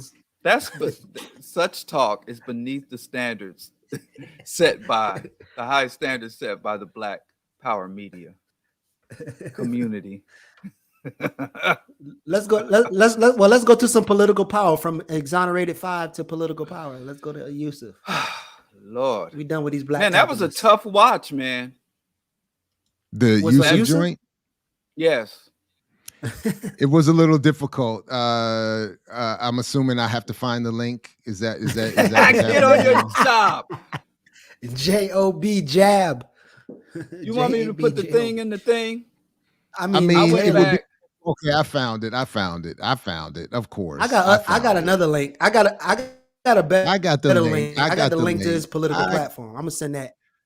Well, are we playing any of this video? How much of this are we doing here? Are we? That's PBS. They can't copyright. We paid for that. That's public broadcast. We get a whole commercial first. Hold on a second. Let me let that. There's run. no commercials on public. I didn't know. That's a sponsor announcement. That's not a commercial. Right. This is public television. It's a sponsored announcement. Behind bars for a heinous crime he didn't commit, Yusef Salaam is poised to help lead one of the world's most influential cities. Jeff Bennett has our conversation. In 1989, a then 15-year-old Yusef Salaam was one of 5 teenagers arrested and wrongfully imprisoned after the brutal rape of a jogger in New York Central Park. They were exonerated in 2002 when DNA evidence linked another person to the crime. Now, some 3 decades later, Yusef Salaam has declared victory in a race for a New York City council seat, the same city that once vilified him for a crime he did not commit. Yusef Salaam joins us now. Thank you for being with us. Oh, it's absolutely a pleasure to be here with you. And when you reflect on the arc of your life, from Rikers Island, where you were wrongfully imprisoned, now likely headed to City Hall as a city councilman, how does it strike you? I mean, it strikes me as the ultimate justice. You know, in faith and in faith communities, they always talk about when God restores you, you get back 100 times what was taken. And the beautiful thing about my story is that we can use it as really almost like a case study, you know, a litmus test, the thing that teaches us that we have to part hold right on there, to that line because we me will out never, the door. never be misled by it. How will your experience dealing with the criminal justice all his system, interviews sound like this, your approach to policing and to social justice? Since the spike wheels of justice ran over me 34 years ago, of course, many people would imagine that I would have a very adverse reaction to police departments and police officers in general, really systemic issues. And the great thing about my story is that I've met so many righteous actors in those spaces. And so I'm not necessarily righteous by one, you know, hey, go ahead, pause that right quick then. Experience that I mean, you know, it's a mess. I agree with all Diallo. the way it's through. Difficult. Yeah. Go ahead. I mean, I concluded they freed his body, but not his mind. Before, Oh, I was just saying they freed his body and not his mind.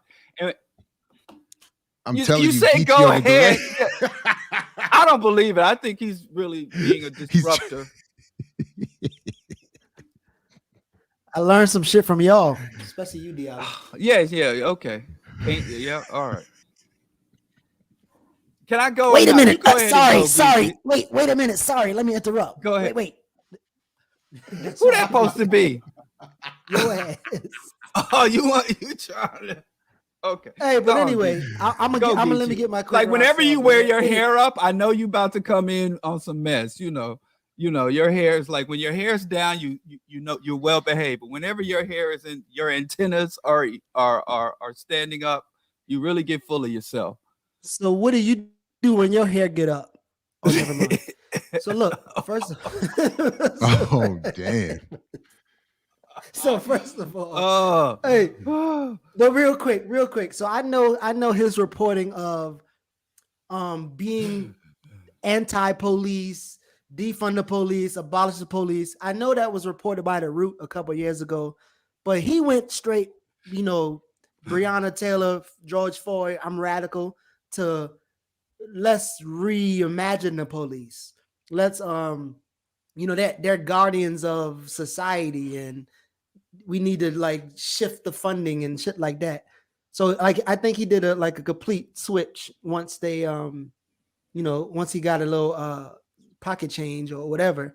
So now he want to right size the scope of the NYPD. Again, after knowing that he used to talk about like there was a slave patrol, they're all about our black bodies, and he talked all this radical shit at one point, and now he's like literally clarifying what he meant by defund the police, not meaning get rid of them, but let's pay a little bit less cops and let's give some of the money to the community, which he does, like Jared's homeboy Derek, he does supports baby bonds and some stuff like that, but he definitely pretty much switched. And then on one interview he said that because of Breonna Taylor and George Floyd, black people have become hopeless, and now they are thinking and saying to themselves, I'm going to live my life as recklessly as possible because tomorrow is not promised. He said that shit on national television, and I lost it in front of some white people. So I don't know about you. Well, right here where he talks about I'm just focusing on what he's saying here in this interview, where he said, you would think I have a bad impression of the police because of my experience, but I don't, because I've met some good individual cops. So as he acknowledges that he literally said the word systemic, he says, but my view is shaped not by the systemic impact of the police, but by the good individual cops that I met. And it's even weirder. I just saw this thing the other day where Mike Tyson was speaking to Toni Yayo, and they had both been incarcerated. They've both been to the penitentiary. And they were talking about R. Kelly and what R. Kelly experienced in prison would be like. And Toni Yayo was like, yo, R. Kelly's going to have a bad time in prison. And Mike Tyson was like, oh, no, prison was fine. The nicest people in prison, nobody's going to bother you.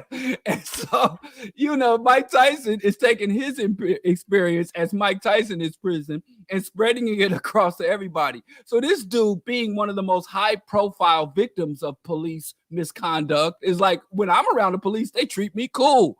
The policemen I've met, they tiptoe around me. They don't mess with me. So therefore, I don't think the police system overall is bad and that it's redeemable. So that's an assessment that alone disqualifies him from making any type of policies or influencing any policies related to the police. Like you put up there, developing a metastatic tumor does not qualify you to be an oncologist. Being a victim of police brutality does not unto itself give you any deeper understanding of how to address, curtail, or reverse the systemic nature of police and state aggression. Should some of the requests is that we play more of the interview. Are you all feeling that, or are we? Yeah, let's go. I mean, we can, but we also should ask Cornel West why he's supporting him when you get a chance to talk to Cornel again, because Cornel is live on his website as one of his giving his endorsement. So we should probably ask that. Or another. Okay. The beautiful thing is that I know we have to occupy all spaces, right? If we understand system and government, we understand that all politics is local. And in that local politics, in us being able to run and make sure that we have a fair chance, I've often said that those who have been close to the pain have to have a seat at the table. And so the beautiful thing about my story is that I've been in pain. I've been one of those people that was pushed behind, pushed to the back of the line.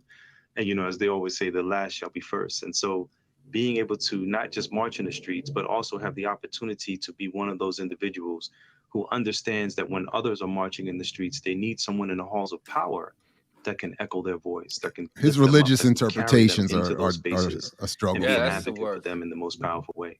You won the primary. As a Democrat, you're expected to win the general election come November. And your victory in this race is in many ways a clear rebuke of Donald Trump, who back in 1989 took out full-page ads in major newspapers demanding the death penalty for you and the other 4 men now known as the Exonerated Five.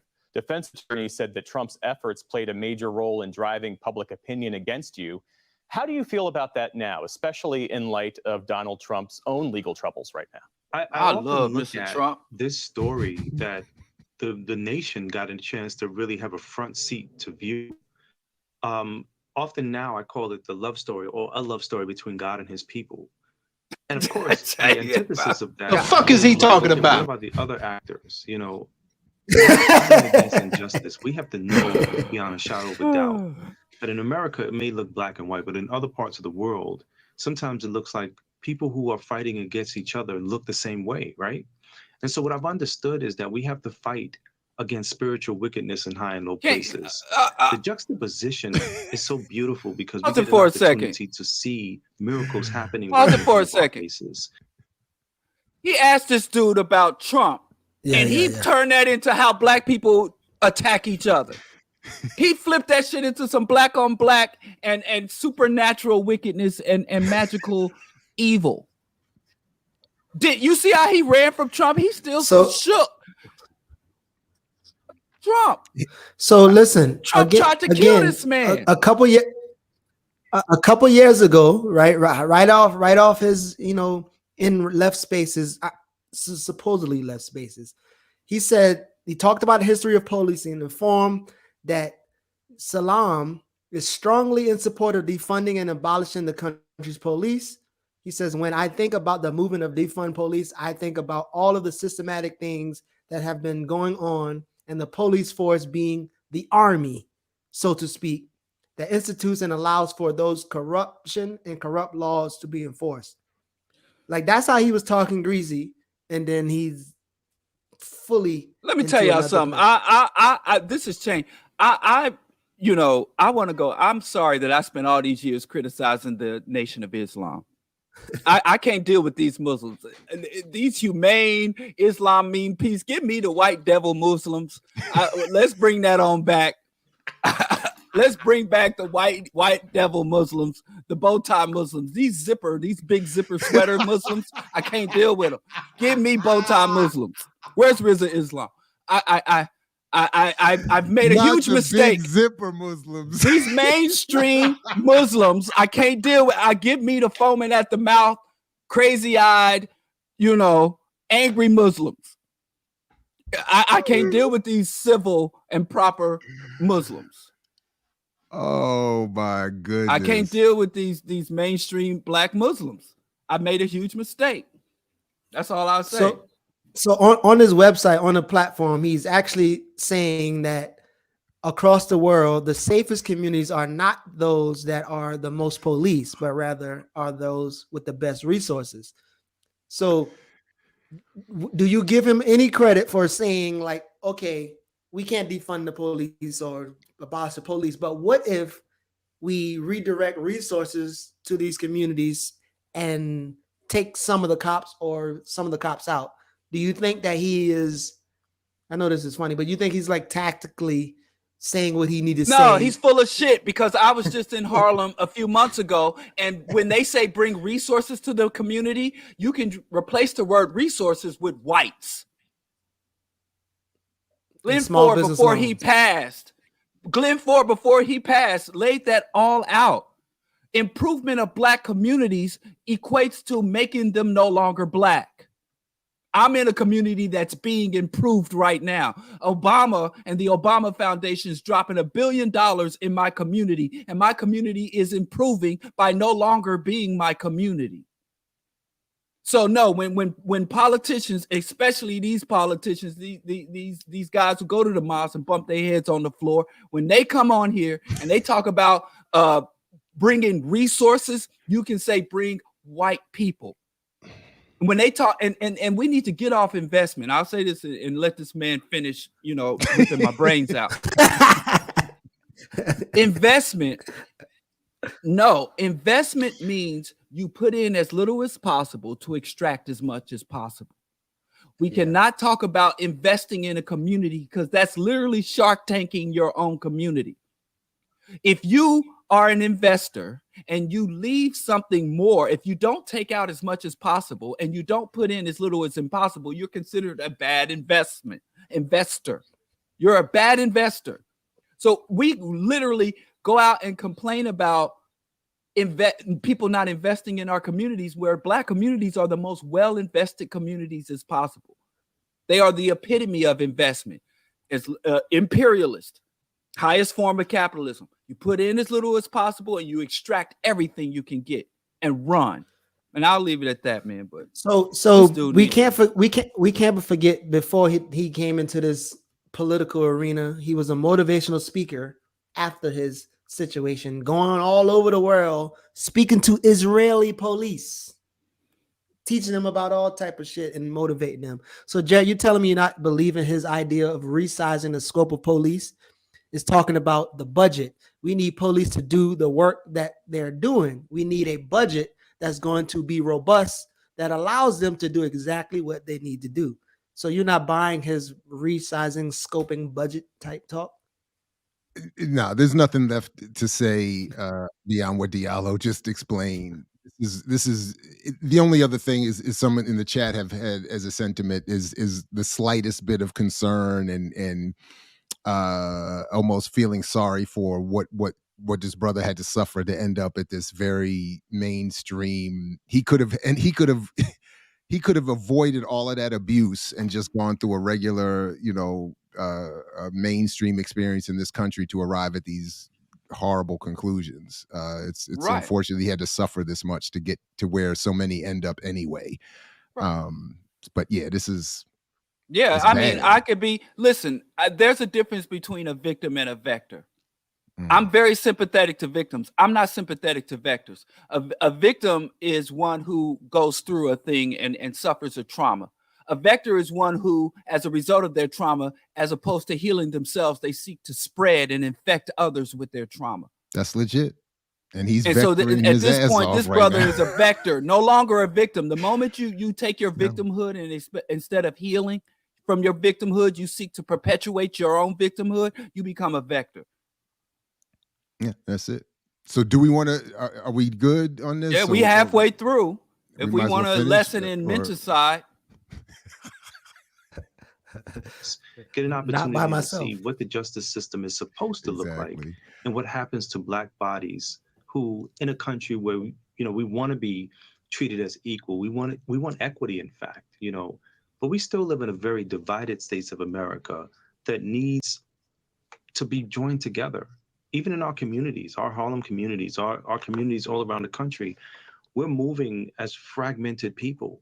Even though we're in community, we need to come back together again to do the work of rebranding and rebuilding ourselves as first-class citizens, as opposed to second-class citizens. No one of us have ever decided that for our lives, of course. And now here we are on the cusp of really being able to see something different in my candidacy. I've often said that the next person to assume the position of city council member will be the one who determines what the future of Harlem looks like. And I think the future of Harlem is bright. There's a lot of great Right. things happening No, here. Damn near white. contractors. Man, I Yeah, I was can't gonna say really wait to contractors serve our and people. politicians did Let me that. So ask you what? about that because It's Harlem has bright, long bright, One more and been damn question. near a One more white. question. crucible One of more New York question. City politics. We only got 2 minutes left of So this. Only 2 pause. One more minutes. question. So real quick though, while he was at the law school in Japan speaking, and while he was talking to a graduating class of Israeli police, he did say that educating police isn't solution for state violence. Saying stuff like that, does that give you some type of hope, or that he's just probably just talking and throwing shit around and he could still be, I mean, I is guess, that part of his captured, or current platform? Is that part of his I mean, current?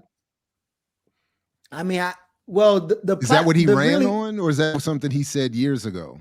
I mean, he said that I think he said that a couple years ago when he was speaking, but even on his platform, you can see it's kind of like a double consciousness of like, he's kind of, again, but Diallo said the resources ain't got shit to do with what he's really, the real resources that we need. But I mean, he's made statements that show that he has some level of awareness of something. And is it him just, appeasing people? I don't and know saying that a it bunch of shit? matters now. I mean, if anything, it will be used against him if he runs for an office beyond this one.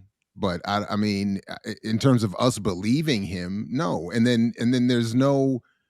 I mean, even if he was trying to do this as a protest campaign, which clearly he's not, to say things like he just said that that this elected office is what will determine the future of the of Harlem, that has already been determined and has nothing to do with this seat, unless he is overtly standing up against all the investors and contractors and the money they're pouring into those political campaigns. By the way, has anybody looked into his contributor base? I mean, to what extent could he be projected to be any different than any other politician if I don't know, if he is taking money from all those same sources? But anyway, I mean, if you look at his endorsement, it's a whole bunch of, Muslims on there. Obviously, like I said, Cornel West is on there, but it seems like it's a whole bunch of. I didn't say brothers. endorsers. I mean sponsors and funders and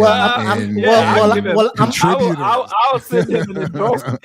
I'm also assuming that I'm assuming with the endorsement they're gonna send him some checks from the bean pie and sales and stuff too. So I would assume he's not a bean pie Muslim. He's a fish sandwich Muslim. Yeah, and that's the bean pie money don't get you elected and get you the Democratic nomination. Not in New and all York, of that. especially. No, they're not circulating the bean pie dollar. Okay. He's a fish sandwich Muslim, not a bean pie Muslim. Yeah. Man, you need to study theology and respect these brothers. Big zipper, not bow tie. He's a big zipper Muslim. That's, oh boy. Let's just get politics. And you defeated the Democratic establishment that supported your well-funded rival. What does your victory signal? My victory signals that we've had enough. The challenge, I think, is trying to really understand how is it that as a people we can pay taxes, but yet we see no investment in our community? How can we pay taxes and we see no support, no services? We, in fact, see slashes to the educational budget and things of that nature. As a person who was in prison, we found out that the prisons are built based off of 3rd and 4th grade reading test scores and math test scores, really all of the testing that is done in those on those really, really crucial years. And so if they can predict how many jails to build based off of an individual's 3rd and 4th grade test scores, and our public schools are failing us, right? We deserve a great education for all of us, because why? Because education is the passport to the future.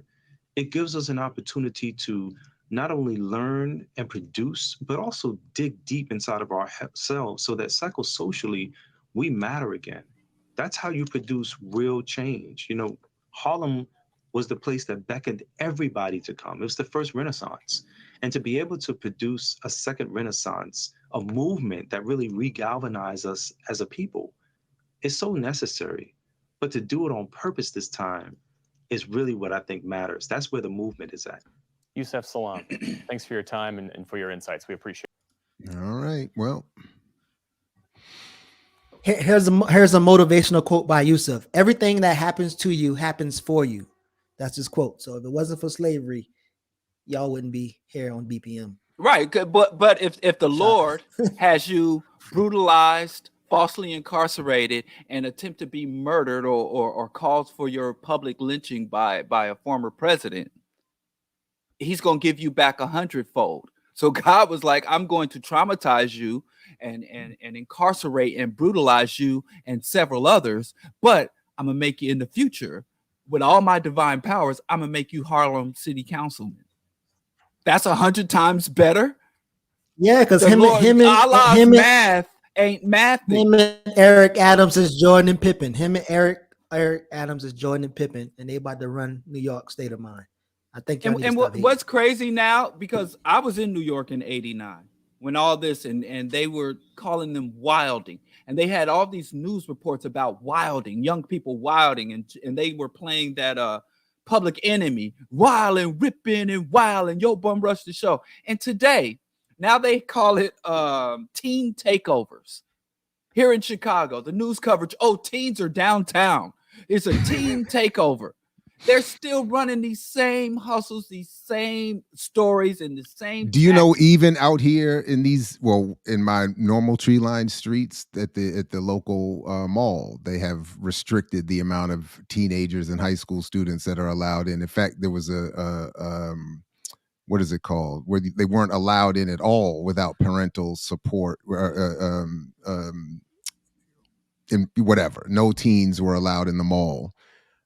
Because of whatever the version of wilding that they were saying was occurring out here, which was.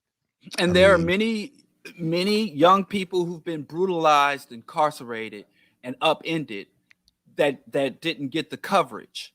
But we got people who've gone through this, who are literally the poster child for these abuses, who still selling that old hustle, improving third grade test scores will circumvent genocide. You know, it's insane to me. So I think listen, just real quick, because it's about to be 10 o'clock, and I am going to have to leave. I can't hang out all morning because I do need to go to this conference.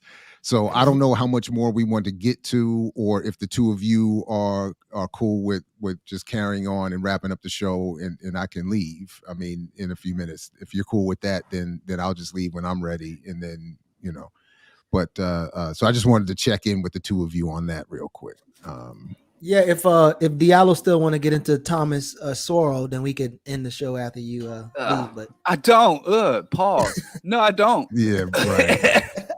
Well, let me. We can table that for next week, because actually I got to go to the north side to the nice white neighborhoods for to get some good things. Oh, you going to buy? You going to buy that Johnson Publishing building?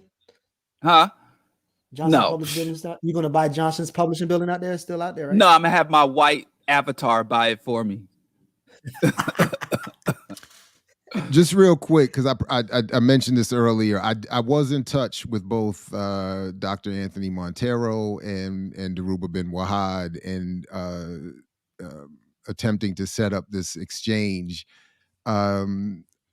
Suffice it to say, safe to say, Dhoruba is going to continue on with his sojourn on the continent and not be available for that in the immediate future. So. There was interest on both sides. Montero is definitely willing, but Dhoruba is immediately, at least for the time being, not available for that. So we'll have to unfortunately hold off on getting that exchange. So, but anyway, I did want to at least let folks know I have attempted it. We were in contact. And it's just not possible at the moment. And I'm sharing in the private chat what some of the background on what the the reason for that is, but we'll have to just leave it there for now. That's a Diallo response. It was I don't like any type of. Even your boy Cornell, I don't like no theocratic-based politician. you know, yeah, I just don't like people talking about where Cornell God told me to run or I'm divine. I don't trust nobody to tell me that God told, you know. Well, we can ask Cornel West about this campaign when he's back with us next week on the 13th. So stay tuned for that. Yeah. Folks, want you all to continue without me, and I'm I don't know, but Diallo said I think his schedule doesn't permit it. No, I'm waiting. I do have to go up north, but I got a few minutes. Okay, well, you know. So then the only other thing that I was going to bring just very quickly is that we did I saw this on my man Diallo Sumbry's Instagram. This is what I was talking about the other day, and where he's building with 19 Keys in Ghana. And I saw that a number of people that I really like and respect had liked it. So I couldn't help but say, as I did here, that strong disagree. Keys and crew peddle horribly flawed understandings of race, class, economics, and radical organization. I just saw this in my timeline with likes from folks I respect. So I just wanted to at least add one dissenting voice. Diallo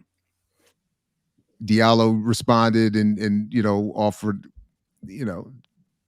why he wants to build with dude and challenged me a little bit on my use of the word pedal, etc. So I just reiterated what I was saying there about black capitalism not being the answer. And then Tony Blackman liked this, and I was like, she's deserving of respect. So I was like, why, let me just throw some. But somewhere, wait a minute, I thought somewhere in this thread, 19 Keys responded and asked me to clarify myself, and I did. He ran for the hills. And so he said right here, so he says, I want to hear this opposing view and what exactly we have wrong that we represent. Send me a message. So as I read that again this morning, I'm thinking, did he expect me to message him directly, and then therefore he would have missed my responses here, and that's why he didn't respond? Is that possible? Because I did explain in 2 responses here what I'm saying about black capitalism, and then invited him on our show if he is ever so interested. But there has been them circles. No response.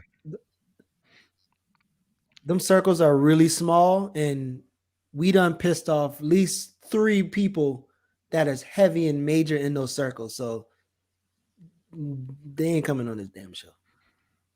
Well, I mean, again, he was the one he was the one who expressed interest in me clarifying. So I just wanted to let him know that was a public save face. He was saving face publicly.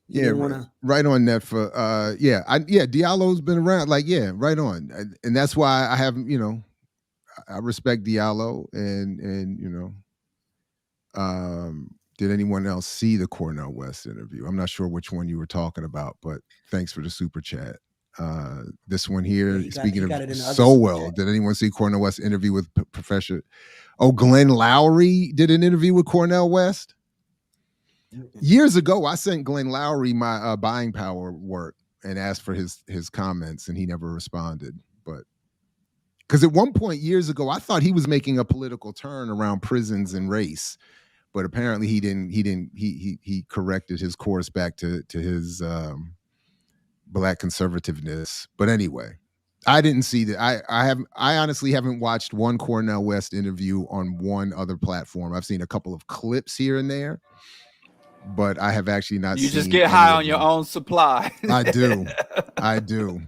You're right. To do that. I know you're not supposed to do that. Exactly. But Glenn, and I even tried to watch his show with John McWhorter, their podcast, and just to see if I could stomach it for content for this program, and I couldn't even get through it. So if anybody wants to send us links, clips to review with specifics, I'm happy to look at that, but I can't sit through the whole thing. Anyway, fellas, that was it for me. I don't know, I'm happy to, I will dip out and let you all park the show and all of that and I will listen on my way over. I'll watch in the audience on my way over to the conference space. But anyway, peace, everybody. It's been a pleasure, and I will see you all next week. And Anything real quick? Okay. Cool. All right, fellas. Peace. All right.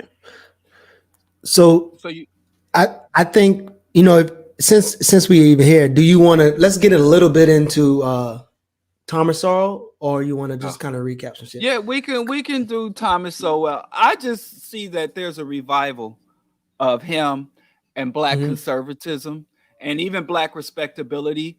Even with this with the debacle at BET and this more recent Keke Shepherd thing. More people are now reasserting Black respectability. All the Black respectability icons, especially of the 90s and 80s and prior, kind of been exposed as predators and frauds and clowns and coons. There's like a whole new, from my observation, generation of and a whole new groundswell of Black conservatism and Black respectability politics that have been rebranded as Black excellence and Black standards and Black values. That's all. And not a week go by that some clown is go on. No, I was about to say, like, so I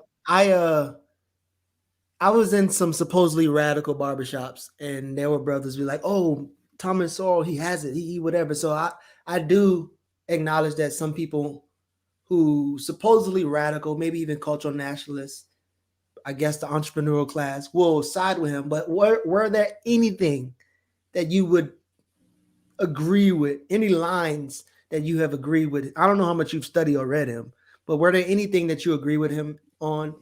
Maybe even some of the affirmative action rhetoric, but was there anything that you?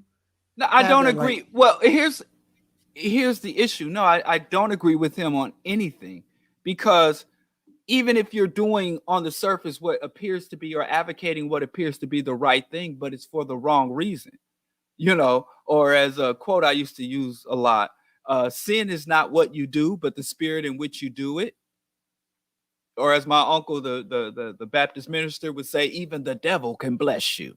So understanding all that, the motherfucker is anti-Black.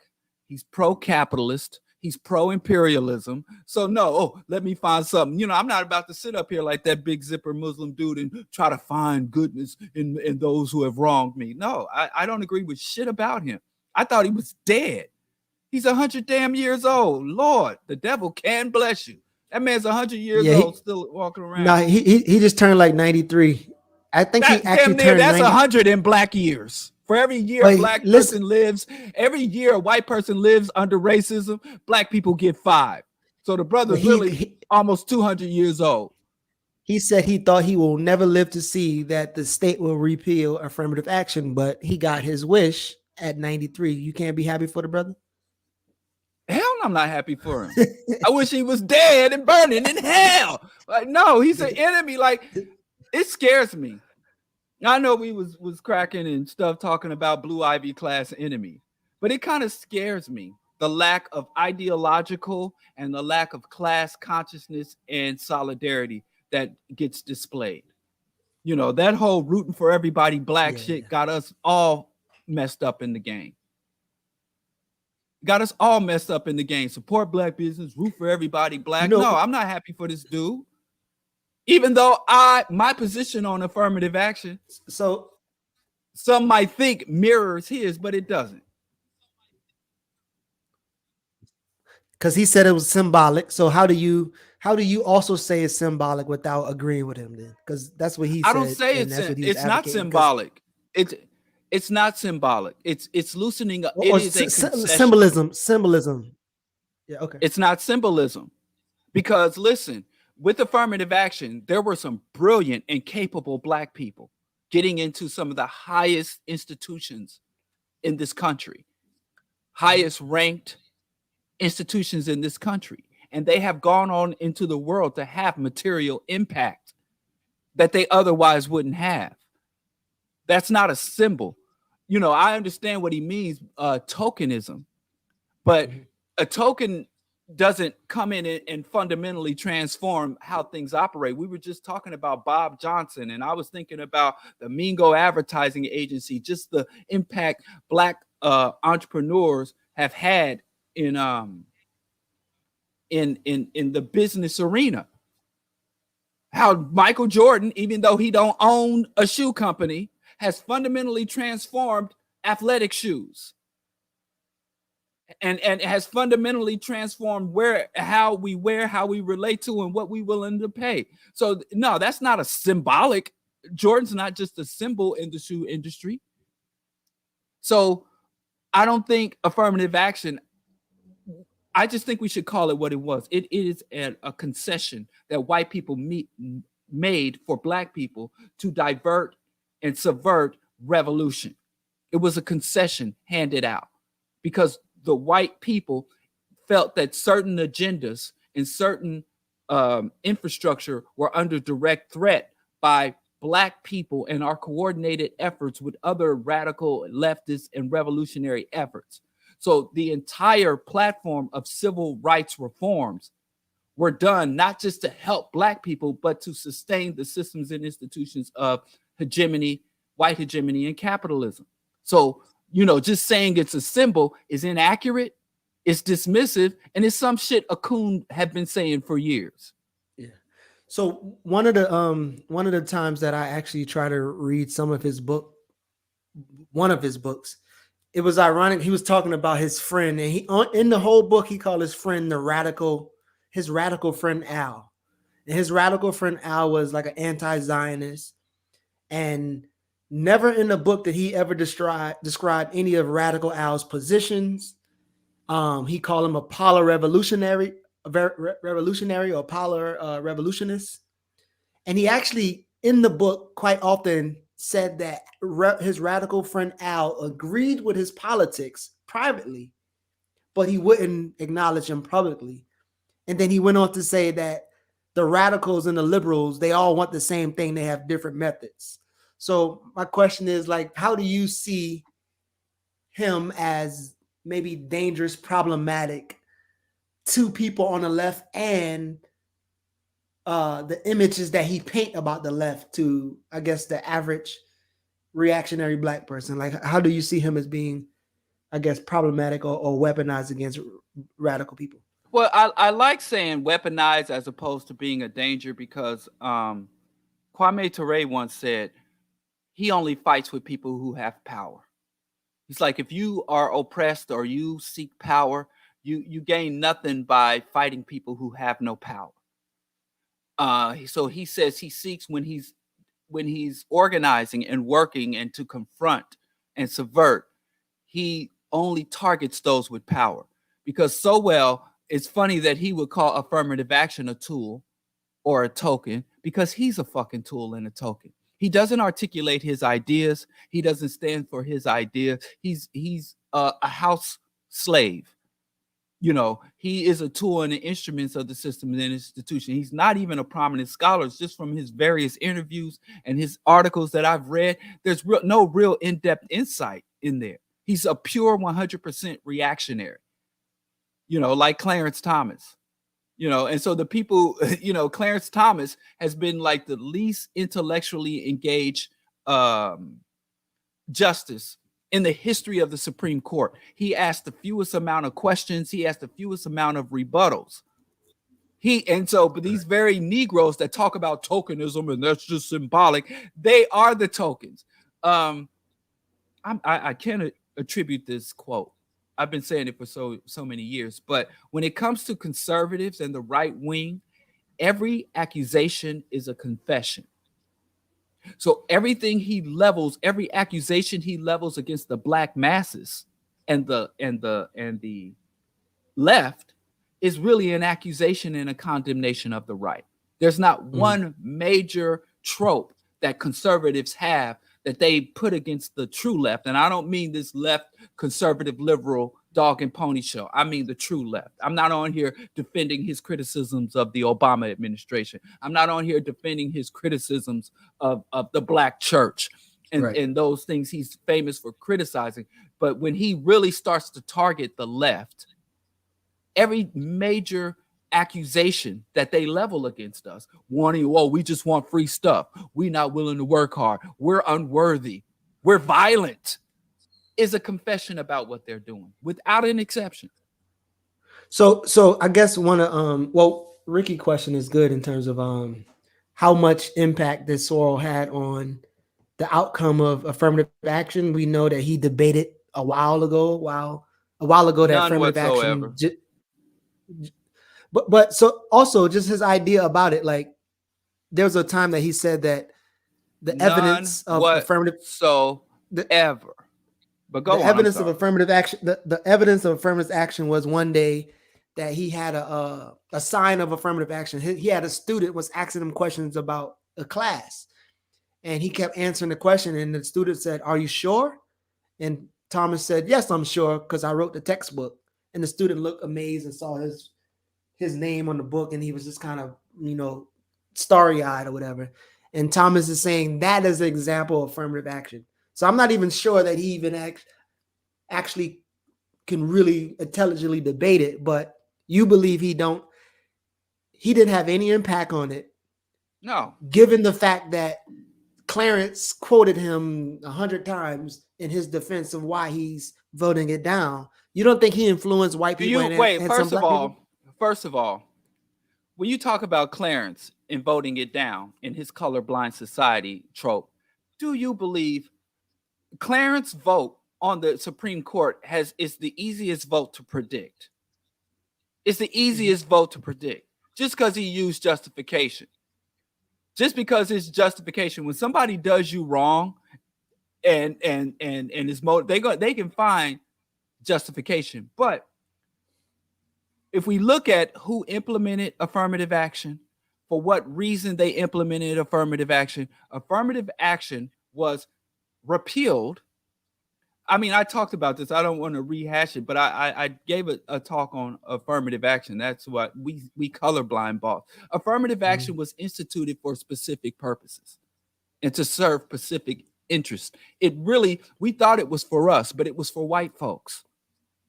And so when affirmative action, when it becomes more advantageous to the systems and institutions of white hegemony and capitalism to repeal it, they repeal it. They repeal it. It was always vulnerable. Anybody that can grant you a right can take away your right. And we fighting for these rights. When we should be fighting to be in a position where nobody has a position to take away or grant us our rights. Instead of fighting to people to grant us concessions, to grant us opportunities, to grant us resources, we should be in a position where what they willing and unwilling to do should be a non-factor for us. But no, I don't think affirmative action has been under attack by Black conservatives since it was implemented, and it has been advocated for and supported by Black liberals since it was since before it was instituted. And the number one factor in as to whether or not affirmative action will be sustained or repealed has nothing to do with these Uncle Toms condemning it. It has everything to do with say, hey, when you see, as Amos Wilson instructed us, when you see a phenomenon of a societal scale, you have to look at who profits from it. And when you look at who profits from a problem, even if they're not anywhere near it, violence, mass incarceration, defunded or underfunded schools, malnutrition, medical neglect, and medical apartheid, you can see all the people, and we look at the people who suffer from it, and we ignore who profits from it.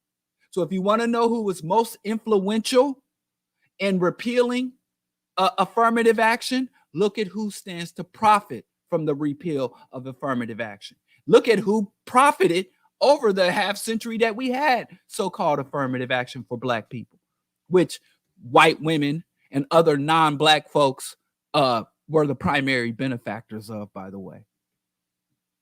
Amos also said that don't be surprised if one person that we call a sellout helped Black people more. One person we consider a sellout, but that's not neither here nor there. But my question is, do you think? Yeah, and Derek Bell also wrote about that in Faces Beneath the Well, about how the sellouts can sometimes come to benefit us. I don't buy it. Yeah, so I know they say Clarence Thomas pulled up the rope after he climbed up, and then also Thomas said he happened to came along right at the worst time of old discrimination was no longer a thing. So he came when discrimination was over, and right before the racial quotas came. So he like lucked into this position. It was well his own merits. It was kind of, his own merits. He pulled himself up by his bootstraps. Well, actually, he argues against that. He just think he can't tell. No, I'm talking about Clarence Thomas. Well, I'm talking about Sorrell now. Do you think that right. Because he's the one that says that he came in at a time when discrimination wasn't a thing anymore, and he was right in between that to where racial quotas was being achieved, and which make blacks look suspect. And he said he kind of lucked into it, so he cannot tell black people to follow this path because he was in this sweet spot. But do you think, affirmative action or some type of quotas or whatever, do you think any of those things impact the way in which Thomas Sowell was, first platform? Do you think like the affirmative action that he so denies put him in a space to actually even be the voice that he is right now? I don't see any evidence that, well, you have the formal and informal affirmative action. Affirmative action, what's so weird, was never a law. It was an executive order, and then many corporations established and public institutions and private institutions established their own individually, without any type of mandate, their own quote unquote affirmative action program. So affirmative action was built up to be much more than it actually was. The set-asides, the quotas, they were often more times marketing schemes. But what many of these companies and institutions found out when they started their affirmative action program were like, wow, these non-white people are actually brilliant. And a lot of these white kids are freaking idiots. And I talk about that movie, Hitting Niggas. A lot of these multinational corporations and companies still got the whole hidden figures. They got black people, Indians, Asians, non-white people in the non-glamorous, non-public positions holding that shit together and propping that shit up. Just like Twitter, or many of Elon Musk's companies, the main people doing the real brain work, the real grunt work are non-white people, where we say, oh, that's a white company. Many of these multinational corporations look just like the NBA. It's black people in the field doing the work, getting the injuries, sweating, but it's the people at the top who are white getting all the money. So, but that's a public job. So, they started to realize, like, damn, affirmative action benefits us. We getting more money. We get the publicity, the PR boost, and we get the actual talent, the brain drain, the brain power. On top of that, it's a win-win-win across the board for capitalism and white hegemony.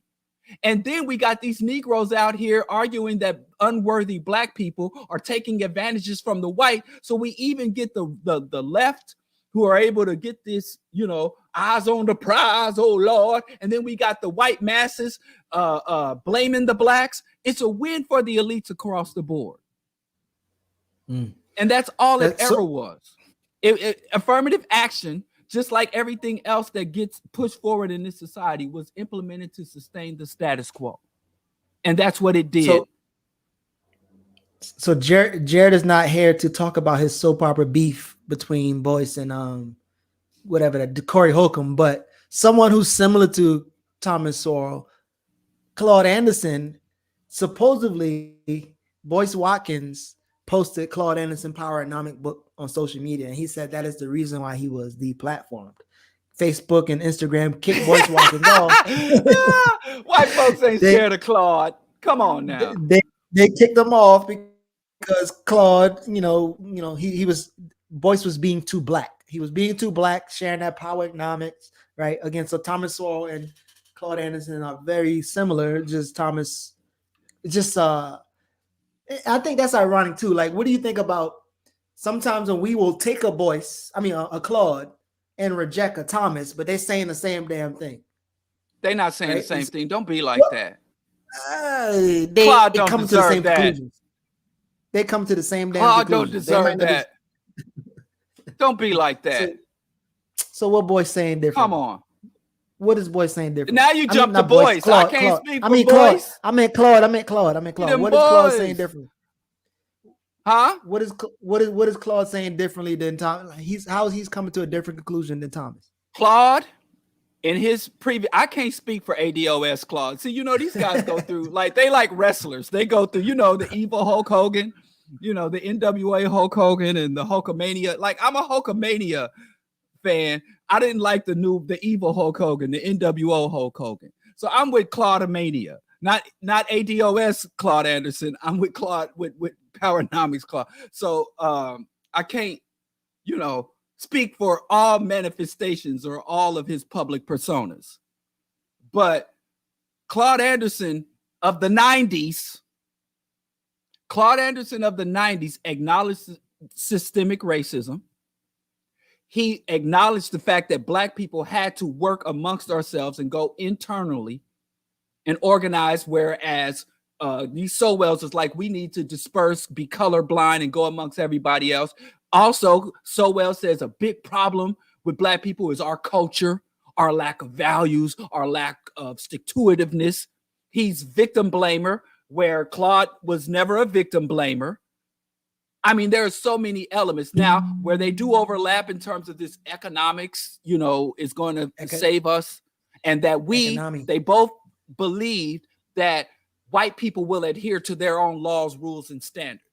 So white people make these laws, they make these rules, they make these standards, they implement these policies. So if we comprehend and adhere to the policies, laws, standards, protocols of white people economic system, then we can elevate without and even beat them at their own games. And they both seem to ignore that white folks will change, ignore, violate, reverse, or just straight up fucking lie. So too much of Claude Anderson's Powernomics program depended on white people adhering to their own rules and obeying their own laws. And I guess he didn't know this happened well after. But, you see when white folks don't get what they want, they don't give a damn. You got the most patriotic white people beating the shit out of the police with flagpoles and smearing feces in their own national capital on the walls. So that's one flaw that they both had. But don't diss old Claude. He for all the mess he's doing now, he earned the right. He earned his place. For all the mess they do, you got to judge. That's like looking at 2020 Ice-T and ignoring 1989 Ice-T. That's a flaw. It'll skew your comprehension. Well, I say that because it's very similar to Claude was not ADO. I'm sorry, people. Y'all gonna lie. Listen, the Candace Owens, and before we get into Candace, can I speak to this? Yeah. Can I speak to this? Claude Anderson was not ADOS before ADOS, because if you go back to early 2000s, late 90s, Claude Anderson said the fact that the United States hampered and disincentivized the immigration of Africans and Caribbean people into the United States was harmful to African Americans.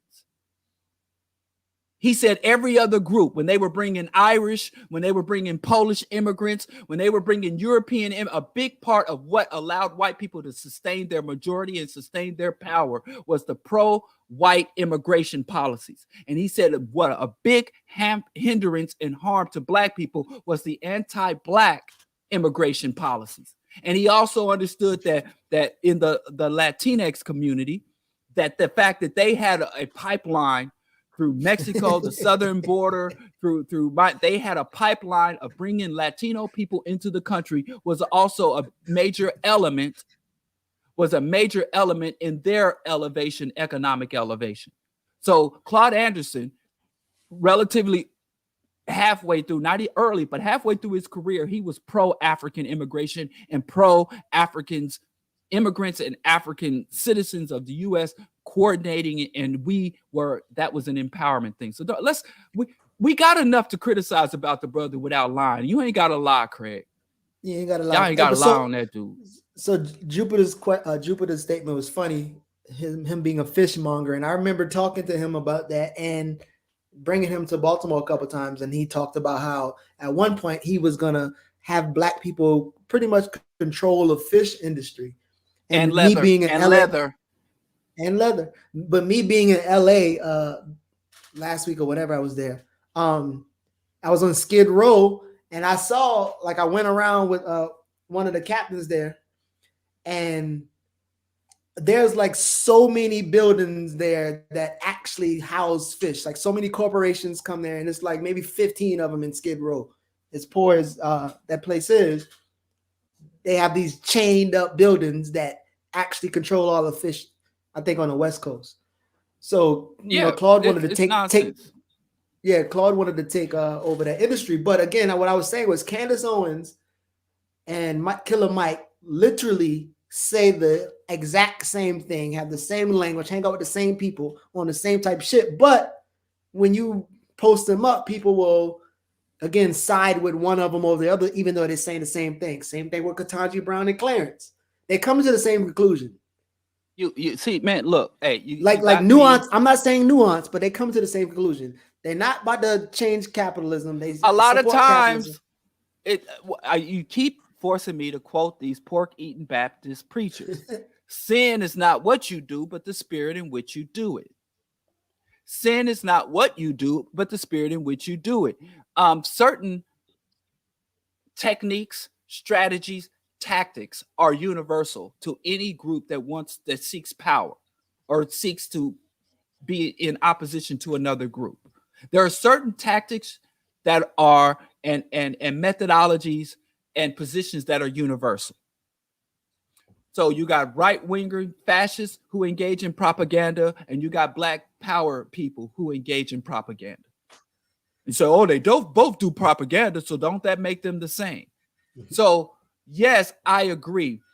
Where I think it's flawed. I'm not a capitalist, and I know capitalists cannot save us. Capitalists further entrenches our oppression, and distorts our view of our status in the economy and in the world as a whole.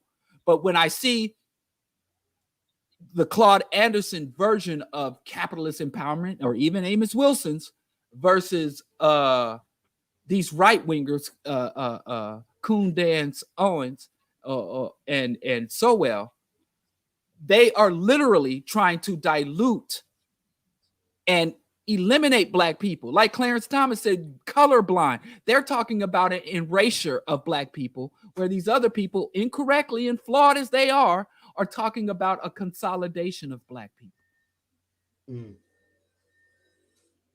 So I don't agree with either of them, but I know they're not the same. I just don't think we need to, if we're in opposition to something, it doesn't make sense for us to dismiss them as all the same, because that will hinder our ability to counter them, to challenge them. Yeah, I don't stand with Claude Anderson anymore. I hesitate to quote and reference some of his books even now. But if I'm critiquing and challenging Claude Anderson, it's coming from a different place. And I'm going to come with a different energy than if I'm challenging Kuhn-ass Sowell. So Spirit Airlines and American Airlines are different, but both of their asses flying from LAX, taking their ass to Miami or Fort Lauderdale. Yes. Well, I'm saying they landing at the same place. I ain't saying they're doing it the same way. The Spirit, and they got two different tactics, and they got their own shit going on. But it might get you there. If I'm a skinhead fascist, and I'm like, well, I don't like the Zionist occupied government, and the blacks and the immigrants and the gays and the transgenders are taking over, I need to take up arms.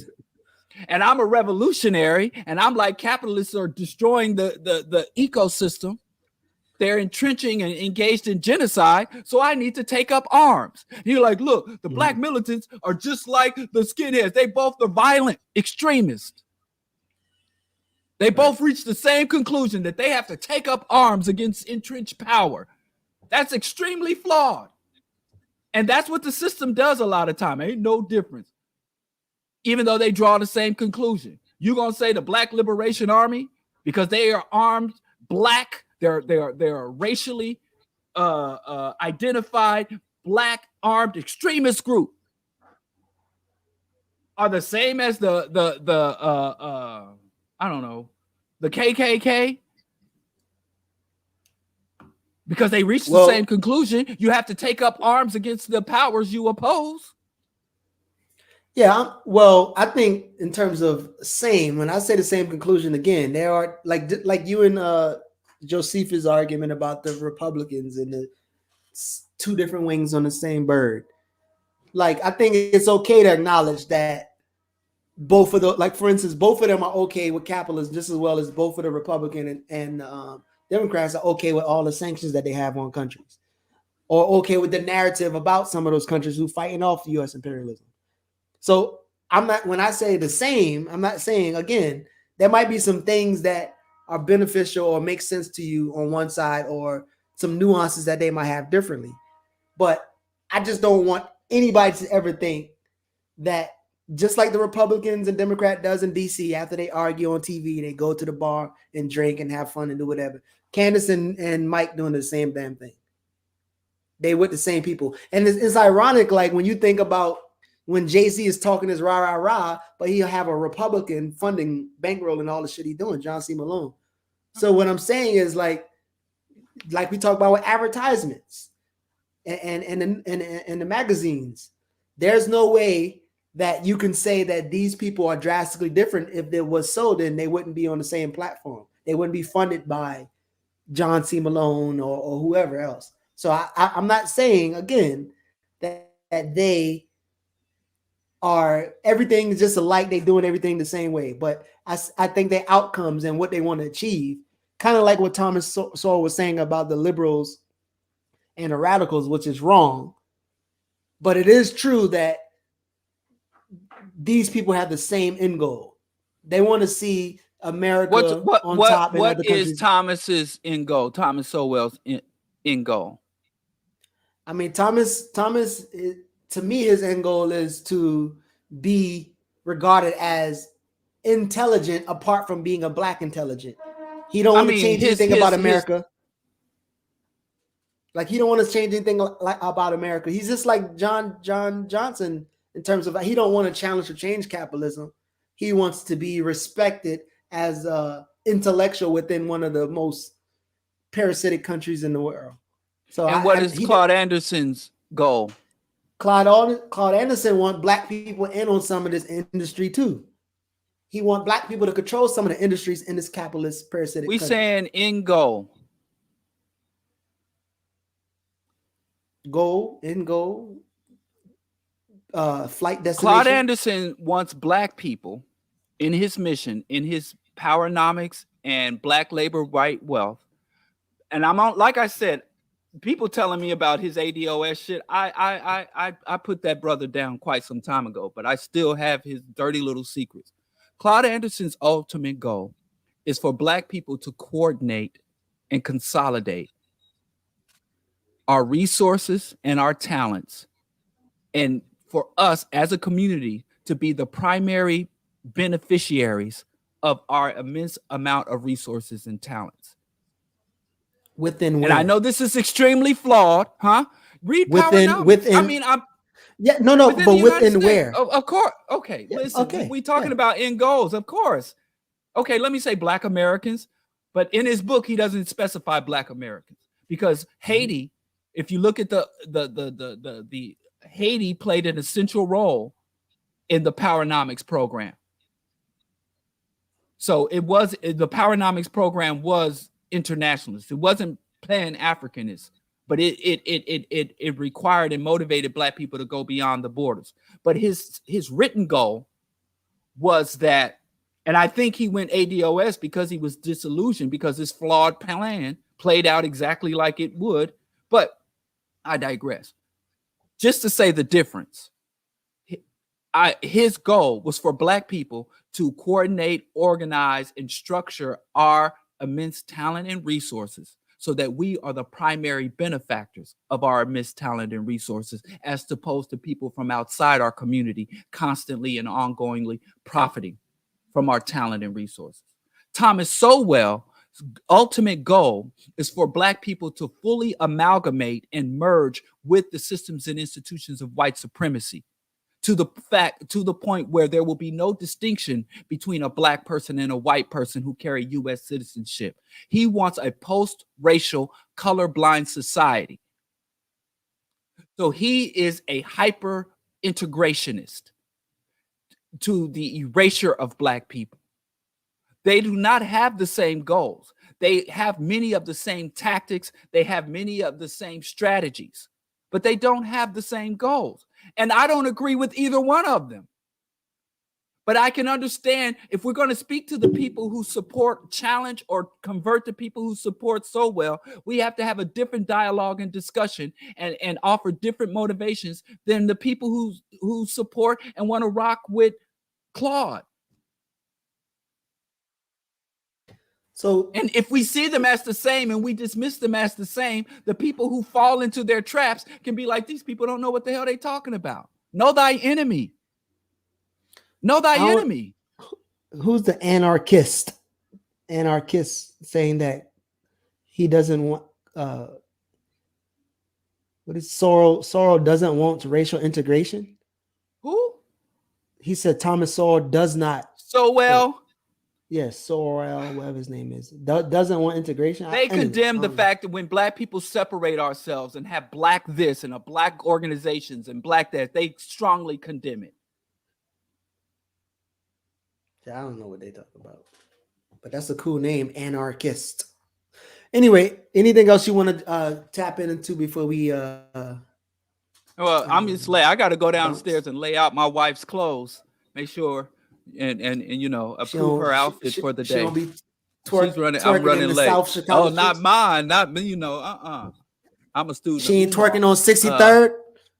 I took a Umar. What do you call it? Marcus Garvey.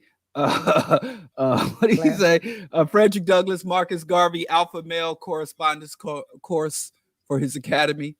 He didn't open the school, but he's got an online correspondence course. So, you know, I got to go downstairs and approve my wife's outfit before she goes out. You know, as well, good luck with that. Good luck with that. Let me stop playing. People want to run with that. People will take that. Somebody said because Keke played Coco, not Coco. Damn, what's the lady name from TLC? The one he used to date. Left Eye Chili. Oh, Chili. Yeah, Chili.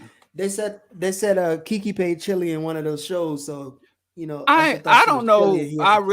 I mean, until Bootygate scandal hit the presses, I was not very familiar with Keke. My wife knows who she is and knows her career. And I remember when she was going to be on Saturday Night Live, and my wife was like, "Oh, I want to see that because I like Keke." I don't know who, but I do think though she was Akilah to be in that spelling movie. Remember Akilah? I hate inspirational black movies. Now, I'm sure that was Christian propaganda. I never saw it, but it did. Who was behind that movie? I don't know. Who knows? Probably Disney. Didn't Denzel Washington? Not Denzel. Did I say Did Denzel? Was he the producer of that? I don't like inspirational black movies because that's some integrationist shit. Striving in the face of opposition. They never show us overcoming or defeating opposition. They just show us persevering through opposition. That's not a good thing. Lawrence Fishburne, another Christian fascist. Queen Latifah. Ricky said Queen Latifah did it. Queen Latifah. I ain't know that. Yeah, I ain't. I used to like Queen Latifah until she messed up one of my favorite shows. Now I hate her too. Man, I can't. Nobody just lets me love them. She did the Equalizer. You seen that shit? If you haven't, you want to see the worst choreographed fight scene in the history of cinema. You see them Dolomite movies? Yeah, I saw some of them. You know, Rudy Ray Moore, Petey Wheatstraw to death. You ever see them Dolomite movie fight scenes? When he's doing karate, black karate. Well, if you miss those old school blaxploitation, poorly choreographed, poorly edited fight scenes, Go look at Queen Latifah Equalizer. It looks like Rudy Ray Moore choreographed all and taped and edited all those fight scenes. And when I say taped, I mean he shot that shit on tape, not on digital video. It's the most insane thing I ever seen. And I used to love, me and my grandma Sonetta, rest in peace, used to sit and watch The Equalizer. That was one of my favorite shows. And then Denzel came and was a black equalizer. And I loved that, except they didn't use the theme music. That's my favorite thing. But that was good. So now I'm like, oh, they come in with they had a black equalizer. Now they come in with a black woman equalizer. And I showed up. I was there for the premiere. And she done let me down. Queen Latifah, you let me down. You hurt me. So no longer ladies first. Now ladies third. But anyway, people don't want to hear about my personal plane. I'm not a multi-billionaire little girl, so nobody cares about when I'm hurt, when I'm offended. Bro, what you so mad at little what's her name? Blue Ivy? Rumi? No, that's not Rumi. Yeah, what you mad at Blue Ivy for, man? Why ain't you mad? You tell me, why aren't you mad at Blue Ivy? Because she's a captured kid by some inspiring she black ain't captured. Parents. Then call the police. She ain't captured. Y'all love using these inflammatory words. So she just woke up and jumped out. You call the police and tell them Blue Ivy's captured. They gonna come get you, not her. Stop it. If you give Ice-T a pass, and not Blue Ivy, something wrong with Ice-T. The girl jumped out. She jumped out of womb, and now she's just a class traitor. I mean, the girl ain't got no damn choice but to. Didn't say class traitor. She can't be a class traitor because she was never of our class. Class enemy. I'm sorry, class enemy. Her father's a class traitor. She's a class enemy. Listen. I'd be glad not to call black. You got too much smoke for Blue Ivy. If we do away, if we do away with inheritance, if the system legislates away inheritance, and every child is born equally impoverished or equally privileged, then I won't call children class enemies. But as long as we got children born into poverty and we got black folks who stepping over kids in their own community, but go online to defend Blue Ivy, I'm going to call it what it is. She's a class enemy. And look at that. Don't make me get the receipts. Do I got to go get smoke? Bring your smoke for Blue Ivy. Act like Blue Ivy's just like she's no different than my child. I mean, she is different than I hope that's not what people are saying, but she's definitely what are they saying? She's definitely a child. Okay, she is a child. You know, listen, I mean, I agree. I do believe that children should be exempt from all this, but they ain't. Yeah, you know, you never know. She might become radicalized. Her aunt, you know, she could be. Then she would be a class traitor to her class. If she became radical, put some thing on the thing every now and then. If she took her inheritance and put it towards black liberation, I'd be like, damn, she's a class. She's not a class traitor. She would have done what is called commit class suicide. Yeah. But Blue Ivy, as a child, is showing up, dropping 6 figures on artwork at auctions. Her money, right? Is it her money? Is she getting paid for that tour? I wish, man, I didn't make these rules. How many tyrannical youth throughout history, young princes and princesses, and and her mother already let y'all know. Her mother said, "I'm so rich that my children's grandchildren won't have to work." So Beyonce already articulated to the community. She already said, "Bow down, bitches." I'm not saying give the babies a pat. That she intends, in her mind, her agenda is to perpetuate this capitalist parasitic system. She intends to indoctrinate her children into it and have her children indoctrinate generations of children. Now, I'm not like Lenin. I'm not gonna be like Lenin, and I'm not a Leninist. So I think we send the children to re-education. I do believe that children are redeemable. I do believe that children are redeemable, but they ain't redeemed until they redeemed. Yeah, I'm not saying give her a pass either, by the way. But what are you saying? She definitely don't need. She definitely don't need that much attention and analysis and smoke. Especially you tell her mama that. Tell her mama shit. that. Don't tell me that. I'm not the one putting her on the stage. Give her the mama. Give her mama to smoke. I mean, I'm with it. That you need give to her tell mama her to mama smoke. that. Yes, go to wherever her mama is and walk up to her mother. Approach her mother and say, "Pardon me, miss," and try to get it out before you get put in a half Nelson and dragged away. Anyway. Yes, that's all. Diallo mad because his ass can't dance. That's all. Let's close. I can dance anytime. Step. You can't dance, bro. Please. I'm a former inner city native until they kicked me out. One of the premier whenever hip hop dance crew in late 80s, early 90s Kansas City dance scene. I was a charter member of that dance crew till they kicked me out. So, well, whenever we do our live show in Baltimore at the Reed's podcast studio, we're gonna have. I tried to set that up. You and Jared shot it down. Y'all too busy out here. No, we didn't shoot it down. Being passport, bro. There we go. We didn't. You don't remember that discussion? I do remember Jared suggests we do it remotely. And yes, I do think lyrics should be used in court. Fuck Jay-Z.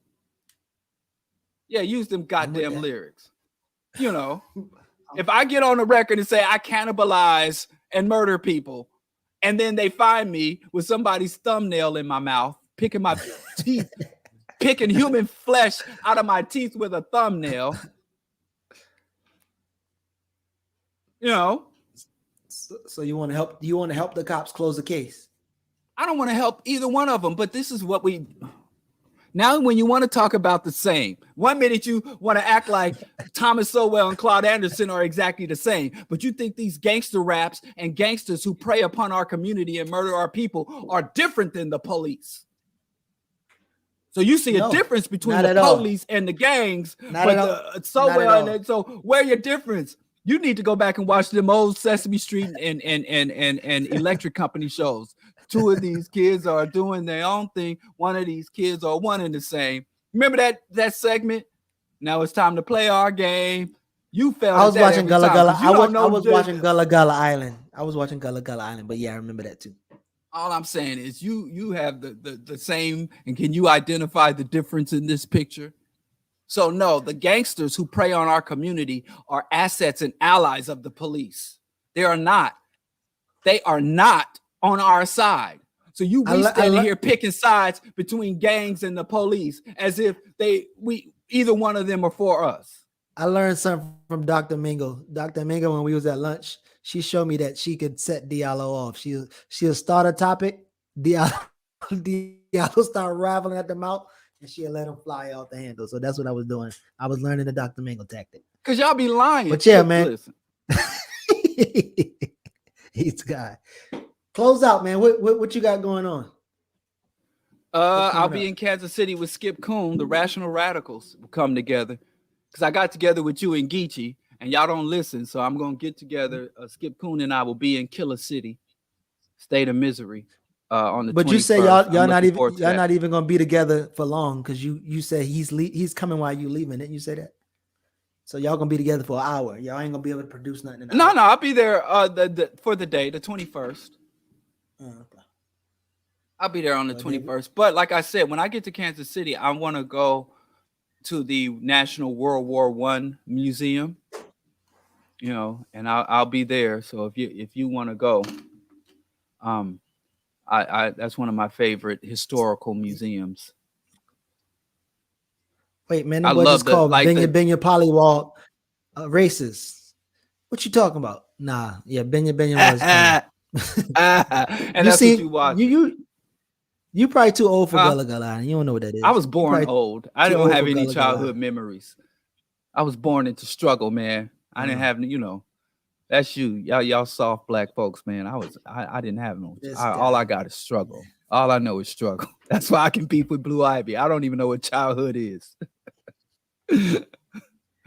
Anyway, thank y'all for kicking it up with us for almost 3 damn hours. We went through Diallo's late ass messed up as audio and video. I think he was love messed up, but museums, Sugar Booger. I we love made it through. museums. So whenever I come to your town and you want to tour a museum with me, What is it? I love museums, Y'all especially is like not about to handle me. We love the money. We love the money, but we don't like the lies. We like the money, but don't like the lies. I don't like money. I'm Even like though dead prayers. You don't like the money? Yeah, I hate well, money. yeah, So send as me we- money so I can dispose of it properly. Thanks, ZZ. Swizzy, That's the only reason I ask people for 425. money is so that I can dispose of it in an A-Rod. appropriate manner. Comrade. We got Renee.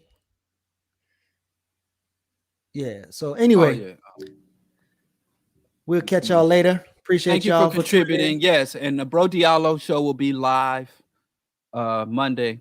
We're gonna talk about World War, and then I'll be back here Friday, and then next Friday I'll have to broadcast from the road.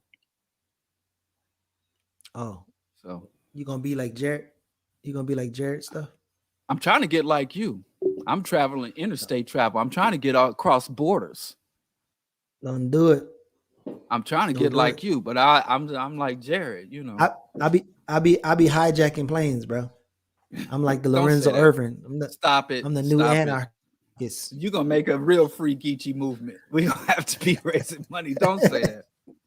You next time you go to the internet, they're gonna be like, "Sir, step aside." you might step in. Can we speak to you over here? Don't say stuff like Yeah, that. they did tighten me up at TSA the other day too. So let me shut Exactly, because you're on here talking Let me be reckless. quiet. My bad. All right, man. See y'all next week. Same time, same place. Earn your liberation. Peace. You got to earn your liberation. What are we supposed to be gone? What the hell? We're not supposed to be here after that. God, you don't know.